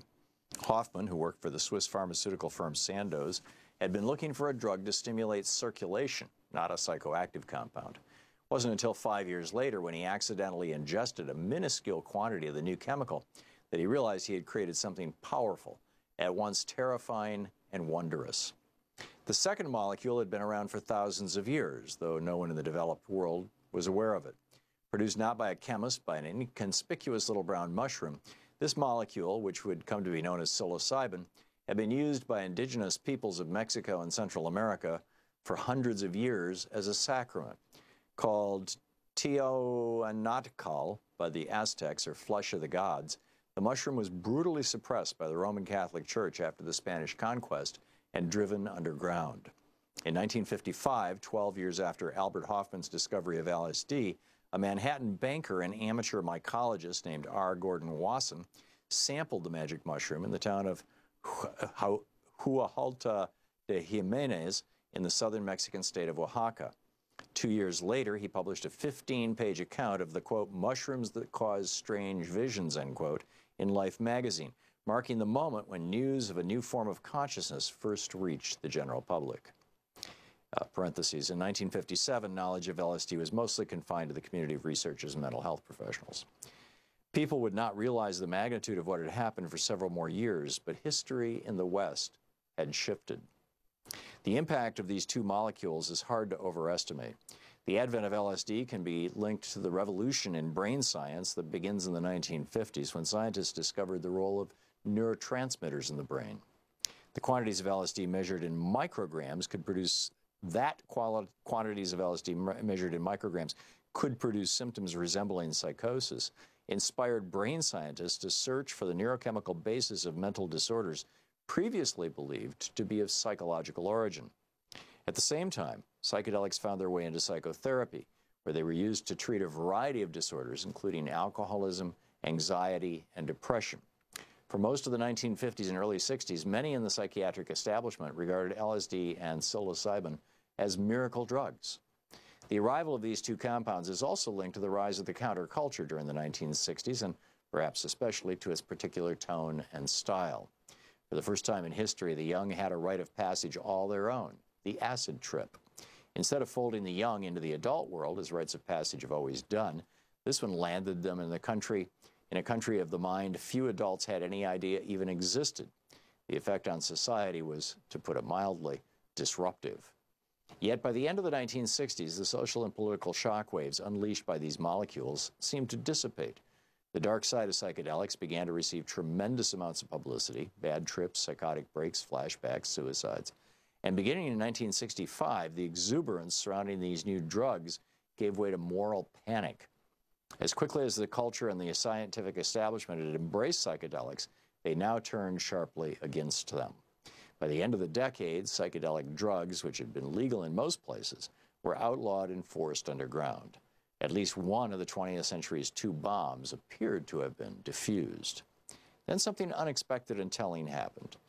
Beginning in the 1990s, well out of the view of most of us, a small group of scientists, psychotherapists, and so-called psychonauts, believing that something precious had been lost from both science and culture, resolved to recover it. Today, after several decades of suppression and neglect, psychedelics are having a renaissance.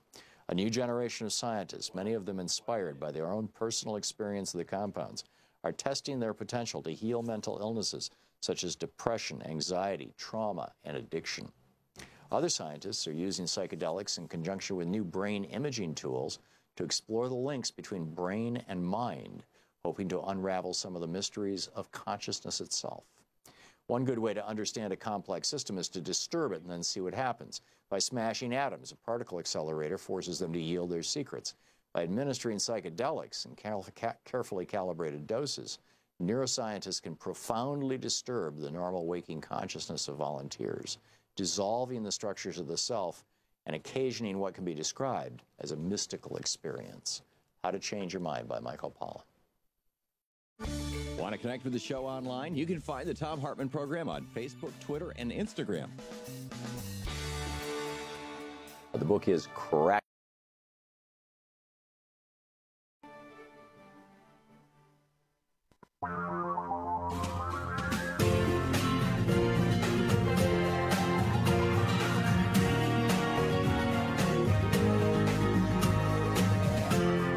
This is the Thom Hartmann Program. Welcome back. Thom Hartmann here with you. This is an amazing story. It's from the Associated Press. somebody tweeted it to me, actually, and I'm sorry I don't have it right up in front of me, so I can't acknowledge the person, but it's you can find it on my Twitter feed, you know. But you can also find it on the Associated Press. It's by Ellen Nickmeyer.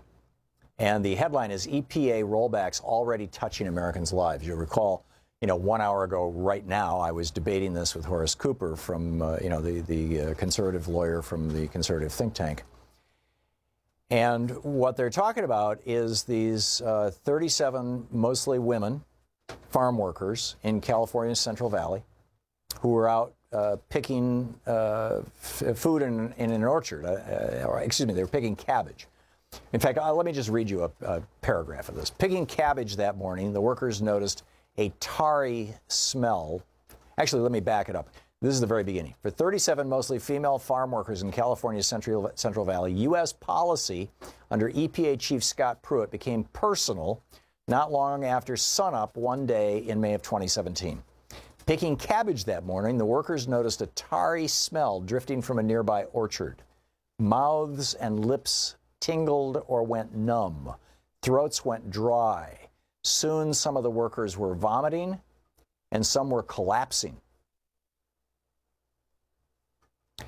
Officials in California's farm-rich Kern country, where the workers fell ill, said that this was because a pesticide, chlorpyrifos, if I may well be mispronouncing that, and if you know how to pronounce it, call in and tell Shira or tell me how to do it. But I think it's chlorpyrifos, was being sprayed on a nearby orchard. And then they point out 5 weeks before, in one of his first acts at the EPA, Pruitt reversed an Obama-era initiative to ban all food crop uses of that particular pesticide, chlorpyrifos, which damages the brain and nervous system of fetuses and young children and has been prohibited because of that as a household bug killer since 2001. That's George W. Bush's EPA. So here Scott Pruitt says, oh, no problem. You can go back to using this insanely toxic pesticide that we know causes birth defects. And presumably, one of the things we know is typically any compound that'll produce a birth defect can also produce cancer because the mechanism is almost the same. It's disruption of DNA. But that's just fine because the industry are good friends of ours and their lobbyist is my good buddy and they give me a lot of money and, who gives a damn about farm workers or the American people for that matter since it's being sprayed on our food. So the stuff that's causing the farm workers to fall over and pass out and puke and, just from getting a whiff of it is now in your food thanks to Scott Pruitt and Donald Trump. And you get these conservative, these bleeding heart liberals, they're so concerned about the environment. Come on. You've got, 1 in 80 kids now having autism. You've got childhood cancer rates. When I grew up in the 50s and 60s, I never knew a single kid with cancer. And now there's not a classroom in America where where kids don't know somebody who has cancer. Birth defects. I knew one kid all the time I was in school who had a birth defect. Now they're exploding. We're just seeing these explosions of this stuff, and it's not just some weird coincidence. It didn't fall out of the sky. We're being poisoned, and we're being poisoned for profit. And the swamp creatures in Trump's administration and in the Environmental Protection Agency are making it easier for these people to poison us and thus increase their profits so that they can make larger donations to Republican politicians. It just is that simple. And it is just that wrong. Anyhow, it's Anything Goes Friday. Jeremiah in Virginia. What's on your mind, Jeremiah? Hi, Tom. I was going to call because I'd like to give some insight to maybe some of your listeners by talking about what it is I do for a living. And actually, I would like to issue a challenge to every member of Congress, specifically Republicans, to come and work in my business for about a week at the end of each month. What I do is I own a small chain of pawn shops. Pot? P-O-T? What's that? Did you say pot shops? P-O-T shops? Pot shops? Pawn shops. Oh, pawn. P-A-W-N. Okay. Got it. Yes, pawn shops. And as you know, they come with the typical stereotypes. You got these pawnbrokers buying from drug addicts and thieves, when the reality couldn't be further from the truth, because we're such a heavily regulated business where police reports go in daily. Less than 1% of items that come to a pawn shop are stolen. But the point of all this is that I would like for them to see who is really pawning with us. Yeah, I'm guessing you're on the front lines of the disaster that is Reaganomics. Yes, it absolutely is. I mean, you've got your typical 25% who are retired or fixed income individuals, handicapped people that at the end of month run short. You've got your 10% that are just looking to sell, stuff that they no longer need. And 25% probably are the working, what you call the working poor. Mm-hmm. But over the last 10 years, there's been a huge increase. About 40% of my customers now are middle class and upper middle class. I'm talking doctors, lawyers, teachers, police officers, having to pawn with us because they're running short every month on funds. Wow. So when they're telling us, the economy's looking so much better, not from my perspective, it's not. Yeah, the economy is looking so much better for rich people. That's the bottom line. Right. If you're in the top 10%, the economy is doing better. If you're in the top 1%, the economy is doing spectacular. But if you're in the bottom 90%, you're screwed. Right. And I mean, you're talking people that are making $100,000 a year that no longer can survive on $100,000 a year. Yeah. And having to pawn at the end of the month because they've sent their 3 kids to college and they run short. Yep. Things of that nature. And I'd like for Congress to come in and look my customers in the eye and say, hey, this is a wonderful economy. You're doing great. Yeah. That is a brilliant story and a brilliant articulation of the problem that we are facing as a consequence of Reaganomics, which has ironically produced a class of voters that are falling for Republican rhetoric about how, if we just deregulate industries and allow more people to be poisoned, it'll increase the profits of these companies, and that'll trickle down to your paycheck, which, of course, we all know is BS. It's a new form of trickle-down economics, but, it's like they're pitching it anyway. Jeremiah, thank you for the call, and thanks for sharing your story with us. I appreciate it. It's great to hear from you. Sherry in Denver, Colorado. Hey, Sherry, what's on your mind? Hi, Tom. I wanted to call about the rally and someone who spoke. You're talking about last night in Montana, Trump's rally? No, in Denver Saturday. Oh, he was in Denver on Saturday? Yeah. Okay, I missed that. Go ahead. Oh, that's all right. The thing, the person, they had different speakers, and one of the speakers talked about how she's trying to get her husband citizenship in the United States and how much money it costs and the time involved, and I knew that, and I think a lot of people in the audience did.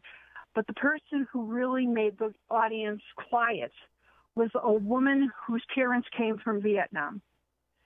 And she started out saying that it hadn't been for President Ford, and everybody really got quiet, gave them the Vietnamese, the Laotians, and the Cambodians a promise that they could come into the country because of all the things they did to help the Americans when they were there. Right. And that anyone after 1995 could become an American citizen. Mm-hmm. Okay, and everybody, okay. So they went on, and she said, Trump has changed that.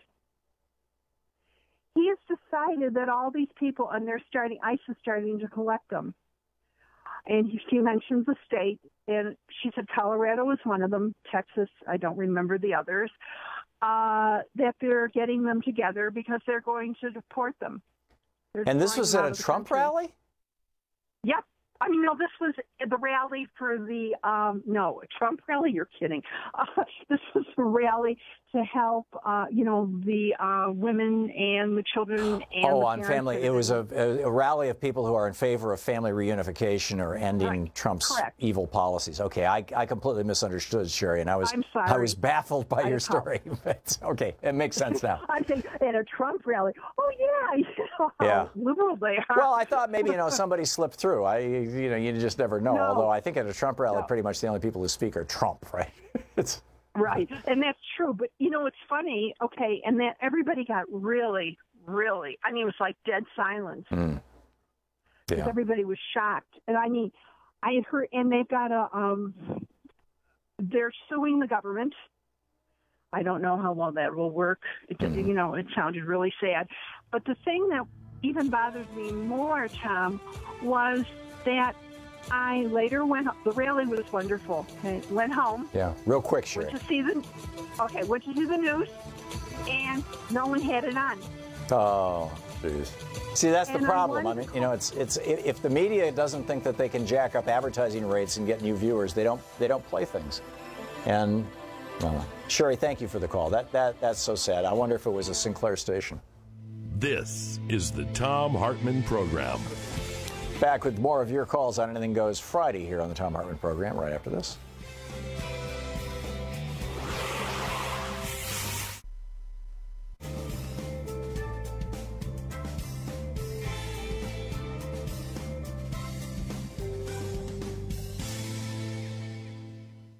And welcome back. Cole in Atlanta, Georgia. Hey, Cole, thanks for watching Free Speech TV. What's on your mind?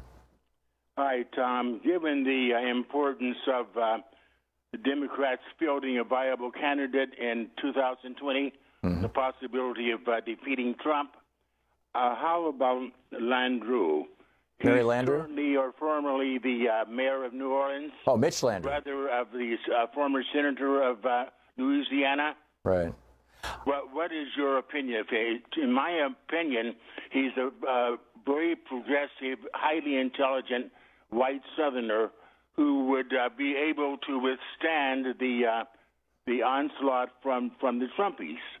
And also, Tom, given the fact that Republicans have stolen our elections innumerable times, why haven't the Democrats fought and demanded paper ballots? Could you address those? Oh, the Democrats are. The Progressive Caucus has made this one of their touchstone issues.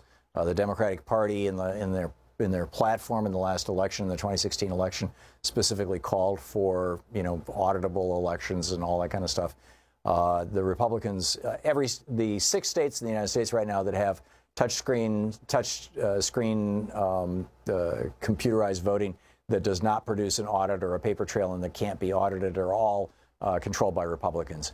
And consistently in those states, particularly in Georgia, what you see is that the exit polls show that Democrats win and the voting machines show that Republicans win. This was really on display when Max Cleland, went up against what's his name, and Sonny Perdue, I think, became the governor in that election. I lived 13 years in Atlanta. I know the politics there, and I'm convinced that election was electronically flipped. But in terms of Mitch Landrieu, Cole, I don't know that much about him. It's like I've seen a couple of news reports on him. He seems like a good guy. I saw a fragment of a speech he gave. It looked like he can give a barn burner. But I don't think he has enough of a national profile. Now, that said, Barack Obama was completely unknown 2 years before he ran for president. So anything's possible, I suppose. Yeah, well, that's the reason why I'm throwing it out to you, so that your vast audience can consider the possibility of his being up there in the top choices. Al Gore was a Southerner, as it were, and that didn't help him much. I think the last president who really got, the last Democratic president who got a lot of votes out of the South was Jimmy Carter. And it's because he was from Georgia. He was a farmer. He had military experience. He had a beautiful Southern drawl, and he wasn't an heir to the Nixon, this was after the Nixon scandals. And also he was a Southern Baptist, and so he got he basically got the Southern Baptist vote. I don't know if, how Mitch Landrieu fits into that, and I don't believe that the dynamic of American politics is as it was in what year would that have been? 78, 76, whatever year that election was. But I don't know. Cole, let me think about it, and let's see if anybody calls in about it. It's an idea. It's an interesting idea. I appreciate the call, and thanks for watching Free Speech. We'll be right back. It's 21 minutes past the hour.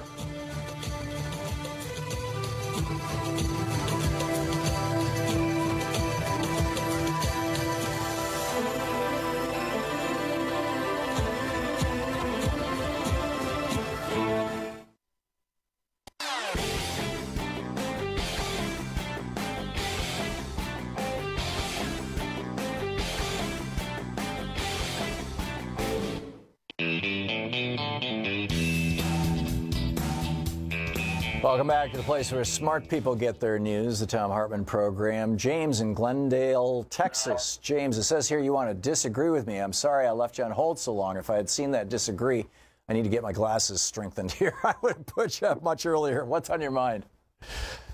Hey, it's all right. But my thing I want to sit there and say is when people call in and they're calling them all kinds of names and stuff. Trump. That's not a politic. That don't help anything. Yeah. You're not. Come with a statement. Come with something that's going to be real helpful. Don't come in. He's 45. He's this. Do you know who Yvette Carnell is? I do not. You should look her up because I think that you miss a lot of stuff that you do and a lot of stuff I think and not for sure. I'm just sitting there saying this is what I think. But Yvette Carnell has a lot to say about immigration and a whole lot of other stuff that I think you would have to agree with because the descendant of a slave has to be taken care of first before you can go to everybody else and is sorry. Yeah. And there's a lot that I agree with that. I agree with that, James. And not just the descendant of the slaves. Anybody who's a citizen of the United States has to take priority over somebody who's not a citizen of the United States. I wrote a book, Rebooting the American Dream, which has an entire chapter on this. I am opposed to illegal immigration. I am in favor of legal immigration, but which has been pretty consistently about 1 million people a year for basically since the 50s. But illegal immigration, having 12 million people in the country, many of whom are in the workforce illegally, does depress wages. We have to be honest about that, and that hurts people at the economic bottom. And certainly in our cities and in much of America, that's people of color, and in Appalachia, it's white people who are poor. People of color thing. I hate the people of color thing because you sit there and said that the other day about how white people are scared that people of color are going to get back at them from slavery. No, it wasn't people of color. It was descendant of slaves. It was the American black man, the native black woman. I get confused when you sit there and say stuff sometimes. So, but yeah, 45 and all that kind of stuff, orange man stuff. That's not a politic, y'all. Yeah, you won't, and that's why you don't hear me using those words, James. Well, but I hear callers saying it. Oh yeah, but I don't encourage that. I don't encourage it. I don't applaud it. I don't go along with it. But that's what I'm trying to tell them. They don't realize how stupid they sound when they're coming with that. Yeah. They call them 45. Who are you talking about? Colt 45? What are you talking about? Well, 45 isn't as bad as the Orange Monster, or Trumpolini or stuff like that. I agree with you. That stuff is not productive. I absolutely agree. My cousin in Black Lives Matter, and she would sit there and say the same thing. I would tell her, Sonia, that's not a politic. Yeah. By not calling him his name. No, you got to call his name out and say, hey, Donald Trump, you are doing this to our community. Donald Trump, you are doing that. Yep. But just calling him 45, she good. Well, I don't have to listen to that. All they're doing is calling me 45. He's not my president. Okay, yeah, that's not doing anything. Yeah. Come up with solutions. Yes. Right, education, healthcare, jobs, equal opportunity for all. Yes, I'm with you. James. Okay. Thank you for the call. Good to hear from you. Steve in Albuquerque, New Mexico. Hey, Steve, thanks for listening to 1350 AM. What's up? Hi, Tom. I got on when I heard you talking about your father. God bless you and your father's family. Thank you. And I want to call you and tell you, with tongue firmly in cheek, why all good Democrats should start voting Republican. Okay. And that would be because it seems like the Republicans get in, spend, put it on the credit card, get us so deep in debt, get us so deep in trouble, and then they let a Democrat have the presidency and expect them to clean up the mess. The Democrats raise taxes and tighten the belt, do what they have to get that budget back in. Yeah, if I may, Jimmy Carter had a budget surplus at the end of his administration, and Bill Clinton had a $3 billion budget surplus at the end of his, or $300 billion, I think it was, at the end of his administration. And Barack Obama inherited such a mess from George W. Bush. He didn't have a budget surplus, but he had radically cut the deficit by something like 70 or 80% over the one that he inherited from George W. Bush. But this is policy, Steve. This was laid out in 1974 by a guy named Jude Wanniski in a policy paper that was published in the Wall Street Journal titled The Two Santa Claus Theory, in which he suggested that the Democrats historically had a Santa Claus, Social Security, Medicare, Medicaid. People saw them as Santa.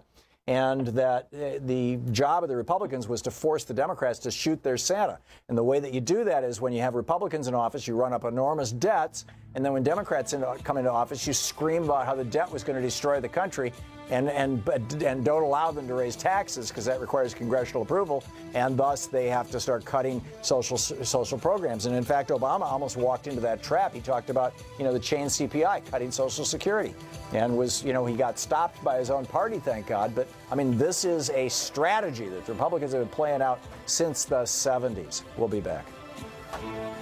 You're listening to the Thom Hartmann Program. Call 202-808-9925. It's Anything Goes Friday here on the Thom Hartmann Program. Back with more of your calls after this.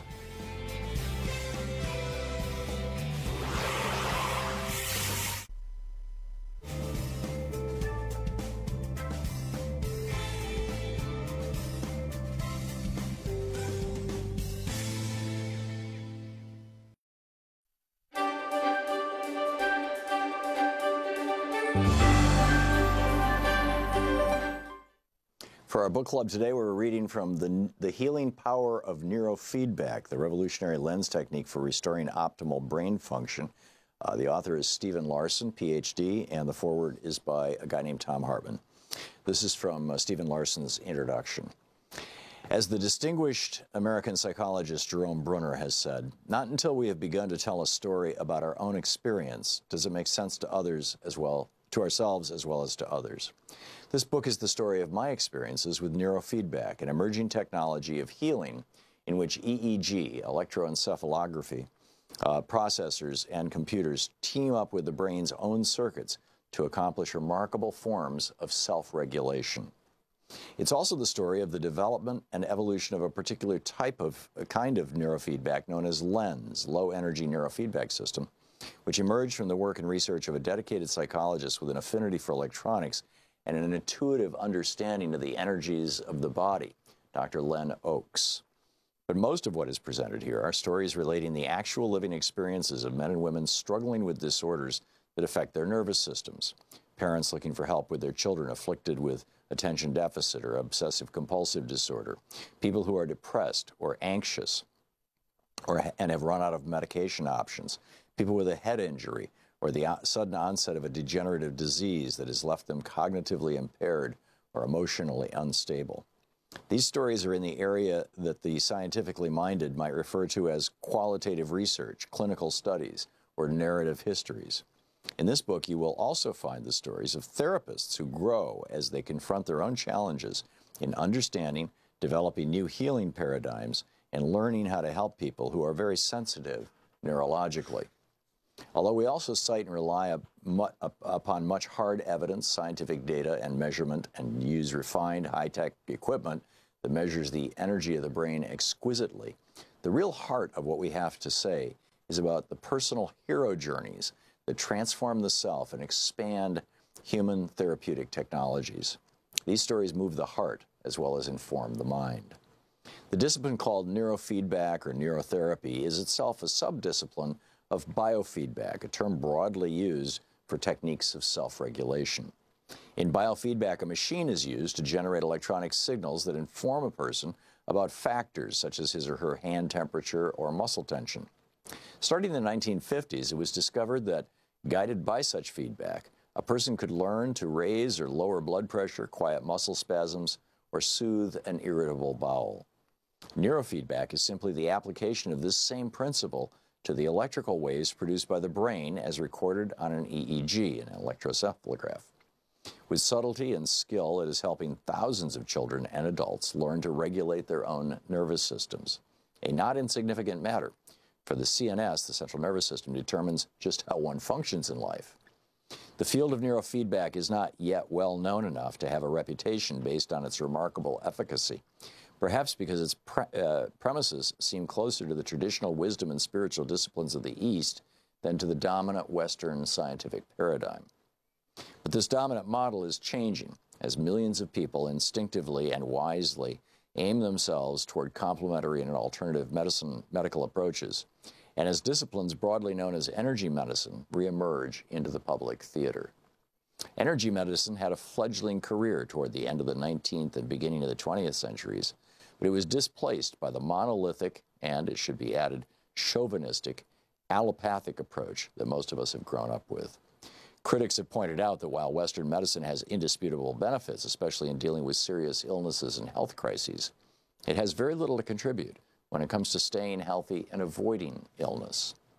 Neurofeedback is a people's medicine that has emerged from the work of dedicated clinicians and their satisfied patients, and it is my belief that the work of Len Oaks will come to the forefront of neurofeedback, and that neurofeedback itself will take a significant place in the public awareness among those approaches that are not trying to displace Western medicine, but complement it. So people with conventional medical and scientific educations need not feel threatened by this method. I believe it does more than challenge our current paradigm. It expands it in a healthy direction. In fact, the work presented herein is entirely compatible with the scientific method and pragmatic empiricism. However, I will confess that this book was written by some strange kind of maverick wearing motley intellectual clothing, always sniffing down the trails of misery, more committed to journeys than to arriving anywhere. One part of me is a good modern thinker, a psychology professor and a social scientist, as grounded in a post-Newtonian universe as anyone else. The other part of me has always had a fancy for myth and magic, and my published writing includes both scholarly and popular books on shamanism, mythology, and some biographical works, including A Fire in the Mind, The Life of Joseph Campbell. While researching Campbell's biography, I found that he also considered himself a maverick. I discovered that we are alike in another way. We both believed invisible things play an all-important part in shaping human behavior. For Campbell, it was myths, as he called them, of the immemorial imagination. But my professional focus has always been on consciousness and energy. Healing Power of Neurofeedback by Steve Larson. Want to connect with the show online? You can find the Thom Hartmann Program on Facebook, Twitter, and Instagram.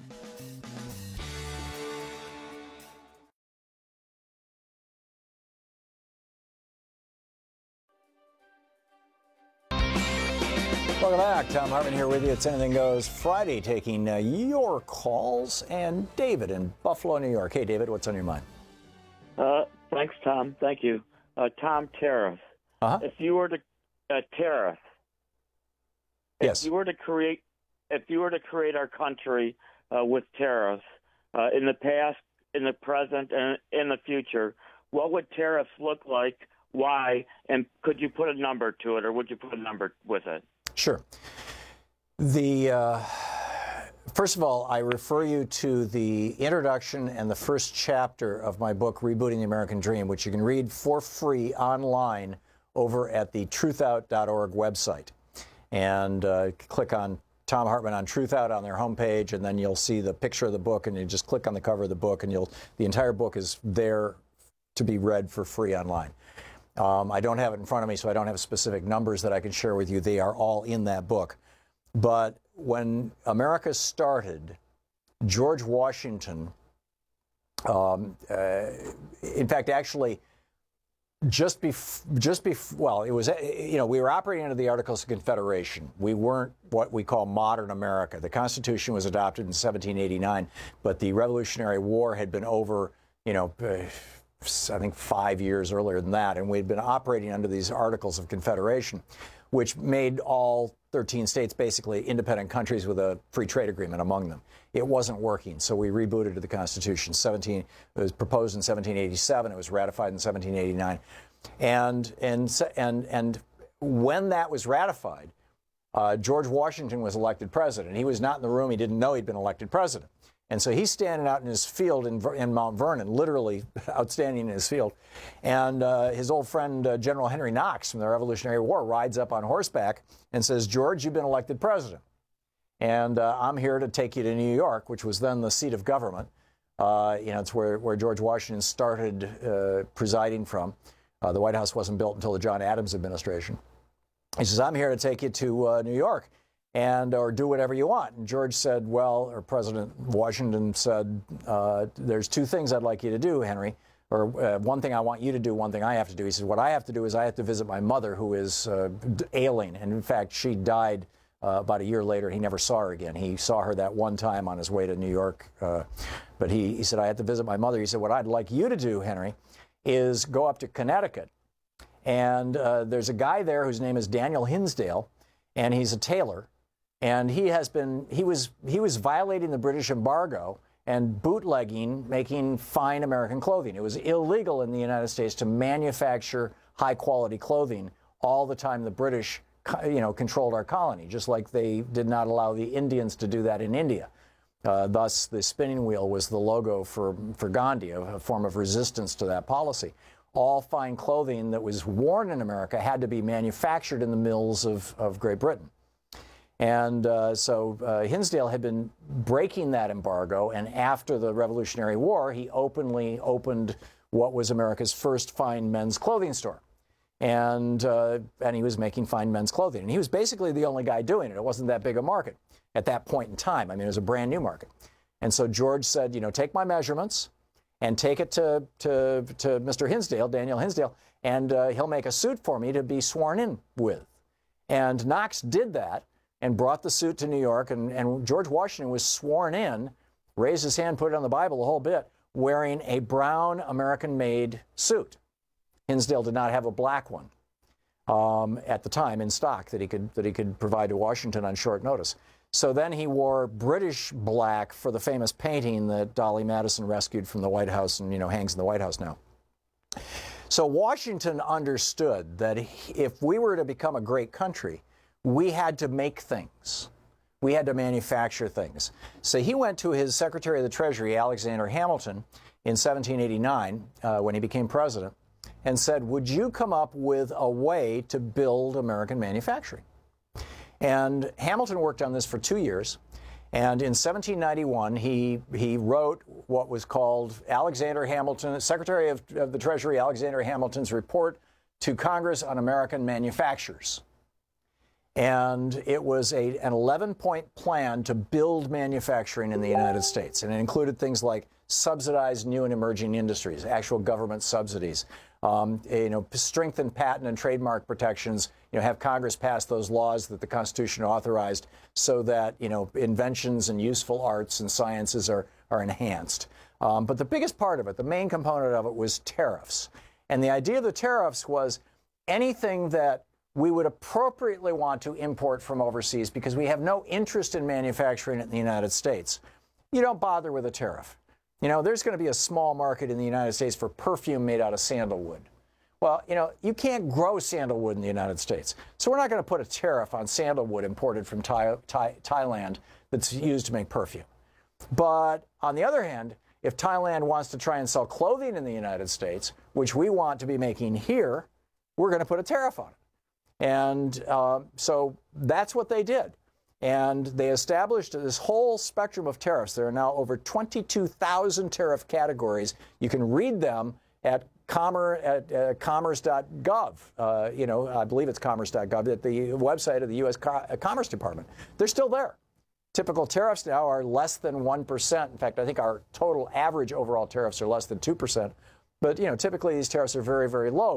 But they're, rolled steel, sheet steel, flat steel, pig iron, all kinds of stuff. It's all got these tariff categories. And Hamilton said, do this and raise these average tariffs up to around 20 to 30%, which George Washington did. And they stood that way until the 1980s. And the entire, now tariffs are taxes, right? And in fact, Stephen Moore, you know, the Wall Street Journal guy who used to come on this show and debate me, is trying to get conservatives to start using the language of taxation when referring to tariffs, because he's opposed to tariffs, because he's in favor of, you know, the big businesses and the rich people who get that way because of the big businesses, doesn't give a rat's ass about American workers. But 100% of the income of the United States federal government, George Washington's salary, John Adams' salary, Thomas Jefferson's salary, James Monroe's salary, you know, all the way through to the Civil War, all the way up to Abe Lincoln's salary, 100% of the income to the federal government through that entire period, right up to the Civil War, was from tariffs. It was taxes we imposed on the import of foreign goods. And what that did was it encouraged American steel manufacture. It encouraged Americans to develop companies like, you know, well, a little later on, you know, later in the 1800s, you know, Thomas Edison and his phonograph and Alexander Graham Bell and his telephone and all this stuff, you know, Western Union putting wires all across America. And it was all American-made copper wire and American-made insulation on the copper wire and American-made cars in Henry Ford's factory. Everything was made in America. And this was, you know, this is how we got where we are. From the Civil War until World War II, about 2/3 of the total revenue of the federal government was from tariffs. Excuse me, World War I. About 2/3 of the revenue from the federal government was from tariffs. And from the end of World War I through the 1980s, about 1/3 of federal revenues. Now, it declined during the 70s. You know, because it didn't all start under Reagan. Carter was dialing back tariffs. Nixon had been dialing back tariffs. This began with Nixon's outreach to China. But as tariff income went down, tariffs went down. And as the tariffs went down, what happened was we started getting flooded with cheap goods made overseas. And I remember as a kid in the 50s and 60s, you know, if you saw something that said made in Japan, you thought, okay, it's cheap junk, you know, or I'm not going to buy that. I'd rather buy an American-made product. I remember in the 70s, I was living in Michigan. Louise and I lived in Michigan. We grew up in Michigan. And if you had a Toyota or a Hyundai or something like, or Hyundai or a, you know, any of the, actually Hyundai was not even making cars at that point in time, but if you had a Toyota, was the big bugaboo, you know, the big scary, geez, I wonder if bugaboo has a racist origin. I'll bet it does. Anyhow, another word excised from my vocabulary. But you know, if you had a car, a foreign-made car, or even a BMW, but the Japanese cars in particular were seen as dumping into our market, your car would get keyed. People would vandalize your car in the parking lot in Michigan. Louise and I lived in Lansing and in Detroit, and you know, that kind of faded out with Reagan and the collapse of tariffs, and then, you know, the collapse of tariffs went into full gear in the 90s with Clinton joining NAFTA, or negotiating NAFTA and joining the General Agreement on Tariffs and Trades, which became the WTO. So, in my opinion, we should return to Alexander Hamilton's position, and it should be done in the kind of systematic, thoughtful way that Alexander Hamilton did it. And he laid this out, and as I said, you can read his words in my book. It's pretty hard to find online, actually. You can find articles about it, but to actually read Hamilton's words, I reprinted them in the book, Rebooting the American Dream. And like I said, you can read it for free over at truthout.org. You don't have to buy the book. You can also get it in a library. But that was a systemic and organized way of doing things. And what Trump is doing, you know, he and Lighthizer, in my opinion, and the opinion of Sherrod Brown, and the opinion of a lot of good progressives, and in fact, actually pretty much the entire progressive caucus, is that his impulse is correct. We need to protect American manufacturing, and we need to bring back American manufacturing in defiance of these big companies. It is these big companies that have shipped our jobs overseas who are the ones who are unpatriotic. And, of course, you know, the presidents and Congresses that have gone along with it. But it is not the Chinese companies that are evil. It's not China that's evil. They're simply taking advantage of our stupid changes in our policies. And then they adopted our policies, by the way, with their own tariff system. China has aggressive tariff systems and things that are the equivalent of tariffs, which Alexander Hamilton also talked about. Non-tariff barriers to trade, like, you know, domestic content components and things. So the problem with the way that Trump is doing it is he's blundering around like a bull in a china shop when, what we should be doing is a systematic, here it is, step by step, these are the industries we're going to protect. And we should also be doing something that we did that Bill Clinton included in the NAFTA negotiations. They knew when they negotiated NAFTA that it was going to cost at least 1 million American jobs. They knew this. They said it out loud. And in fact, in the bill that was passed that authorized the United States to do NAFTA, we created an agency in the government and set aside billions of dollars to retrain over 1 million American workers who would lose their jobs as a result of NAFTA. Now, tragically, and over 1 million Americans actually got retrained, in quotes. The tragedy, though, is that retraining program was largely a joke. The whole thing was largely a joke. It just, it wasn't what we thought it would be. And it was a joke because these for-profit companies stepped into the breach and they were just offering these crappy courses on, here's how you do bookkeeping. Now you can get a job. Well, no, you can't get a job. The jobs are gone. So that's my riff on tariffs. I think we need to go back and every country should protect their own domestic industries, as should we. You're listening to Thom Hartmann. Visit ThomHartmann.com for audio and video archives. And if you look at the history of free trade, what you find is that it's almost always these so-called Main Street Republicans, or Wall Street Republicans, rather, who are in favor of so-called free trade.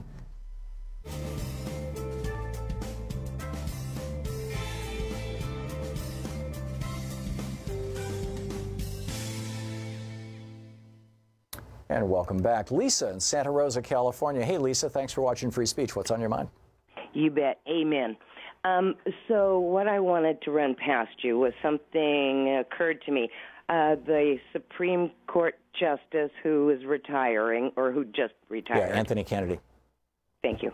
His son is the one who did the illegal loan or whatever that was. It wasn't illegal. His son was an executive at Deutsche Bank, and Deutsche Bank loaned something like $1 billion to Donald Trump. But yes, you're right. Gotcha.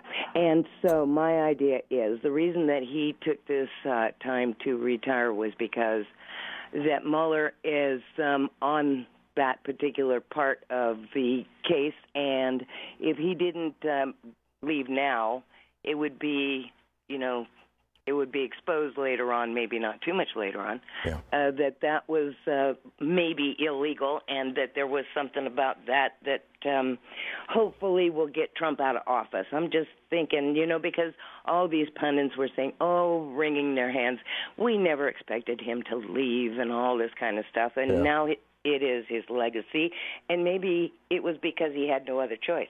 I mean, sort of. I'm not sure how you'd have to Google it to find it, but last week, in the New York Times, go over to the New York Times, nytimes.com, and they've got a search function. Plug in Anthony Kennedy, and it'll probably pop up fairly high. There was a fascinating article that one of the really good investigative reporters over at the New York Times, and I'm sorry I don't recall who wrote it, but it was really, really well written and researched. Found that there was a 1.5 year long campaign ever since Trump came into office to get Anthony Kennedy to resign. And Kennedy had not been intending to resign this summer. He had already booked his clerks for next year, which means he was not planning on resigning. And that's why it caught everybody by surprise. But this campaign reached a fevered pitch in March, April, May of this year. And they were offering all kinds of goodies to Kennedy, to his son, to people around him. They were leaning on him. There was pressure being put on him. There was a concerted effort by a bunch of Republican senators to convince him to retire. There was people who were friends of his who had been enlisted in this. I mean, it was just breathtaking, the amount of resources that they pulled together to convince Anthony Kennedy that now is the time that you need to resign, and to do it before the beginning of July, so that they would be able to get it before the Senate, before the November elections. Sure. Because, typically, it would have been a few months later that Kennedy would have announced, or in the middle of the summer or something, that he was going to resign. Actually, he would have announced he was going to resign, a month or so ago, or we would have known because he wouldn't have been replacing his clerks. I guess that's the way people figure it out. And then sometime during the summer recess, they announced the resignation. But They mention his son and the Deutsche Bank thing in this article. They don't imply or suggest that his son did anything illegal or that they might be blackmailing his son or him with his son. But more, my recollection is, and I don't have the article in front of me, so please, fact check me on this by reading the article. I only read it once. But more like, we'll find your son a good job or we'll help your son out or something like that. They just want to make sure that whoever he appoints won't put him in jail. Yeah. Basically, right? Yeah, and that's why I think he's going to go with Brett Kavanaugh. Because, Kavanaugh is on the record as saying a president should not be able to be subpoenaed or indicted. So, but we'll see. We'll see. Lisa, thank you for the call, and thanks for watching Free Speech TV. We'll be right back.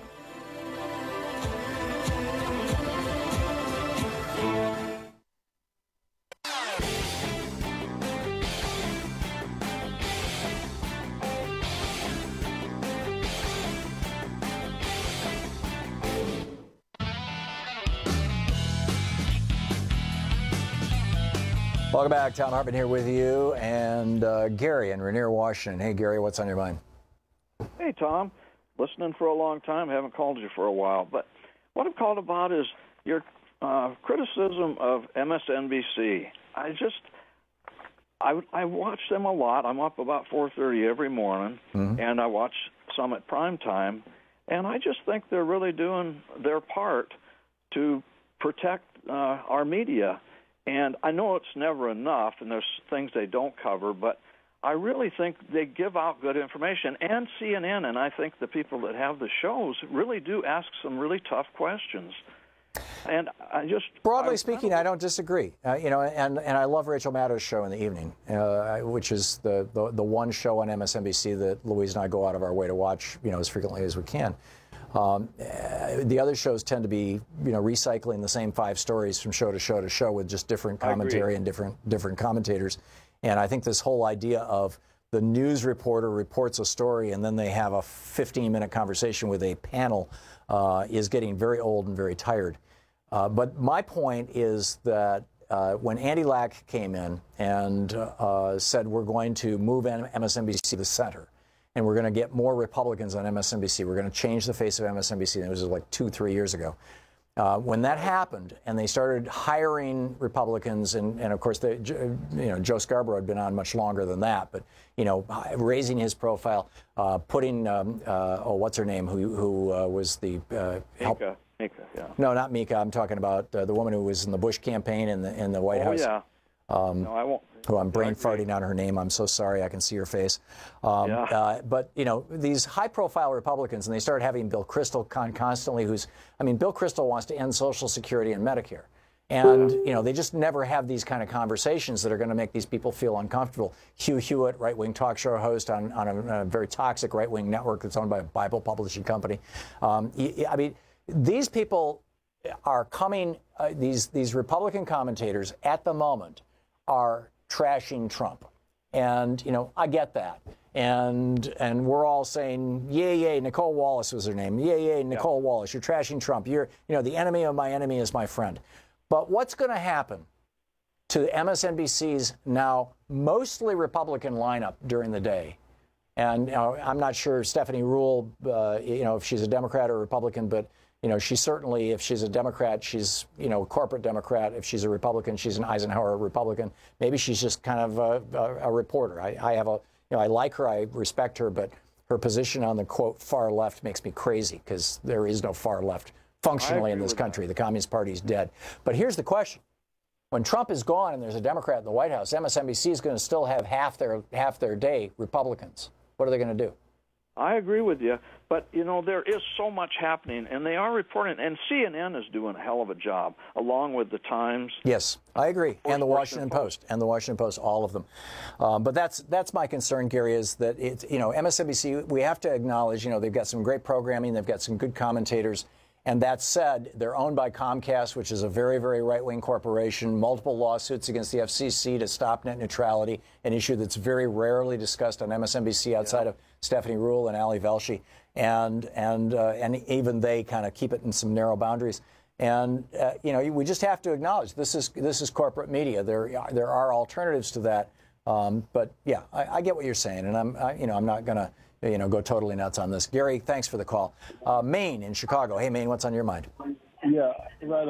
How you doing? Good. What I wanted to say was I agree with you, as far as the free education and health care and all that. And, we have 70% of the people in whatever party you go, the Democrat, Republican, or Independent, who want these things. So if we need candidates who will grab onto these issues and will say these words, free education, free health care, pay student athletes. You have to democratize capitalism in such a way where just as strong as they want to privatize, like their privatization is like us going at them with free health care, free education. Yes. Protect the commons, good jobs with unions and a $15 minimum wage. I absolutely, you knock it out of the park, Maine, as usual.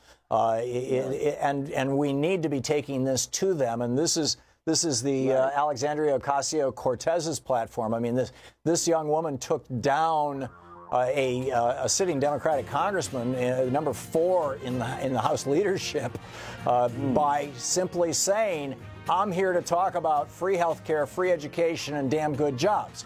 And she won on that platform, and I think any Democrat will win on that platform, and I think they will beat any Republican. I'm with you, man. You said it very well. This is what we need to be doing. And we need to be doing it over and over and over again. It's coming back. We as Democrats, we as progressives need to be coming back to this position over and over and over again. Louise and I are off to an NLP training in Orlando. You can find out about it at purenlp.com. I'll be on a couple days next week, and Jefferson Smith is going to be on a couple days. Have a great weekend, and I'll see you next week. And don't forget, get out there, get active, tag You're It. You've been listening to Thom Hartmann. For audio and video archives, visit thomhartmann.com.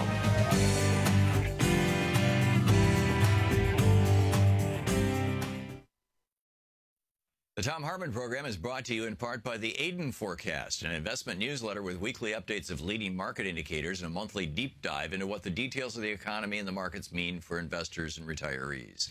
On the web at aidenmarkets.com. The Thom Hartmann program is brought to you in part by XChair, the XChair chair, office chair.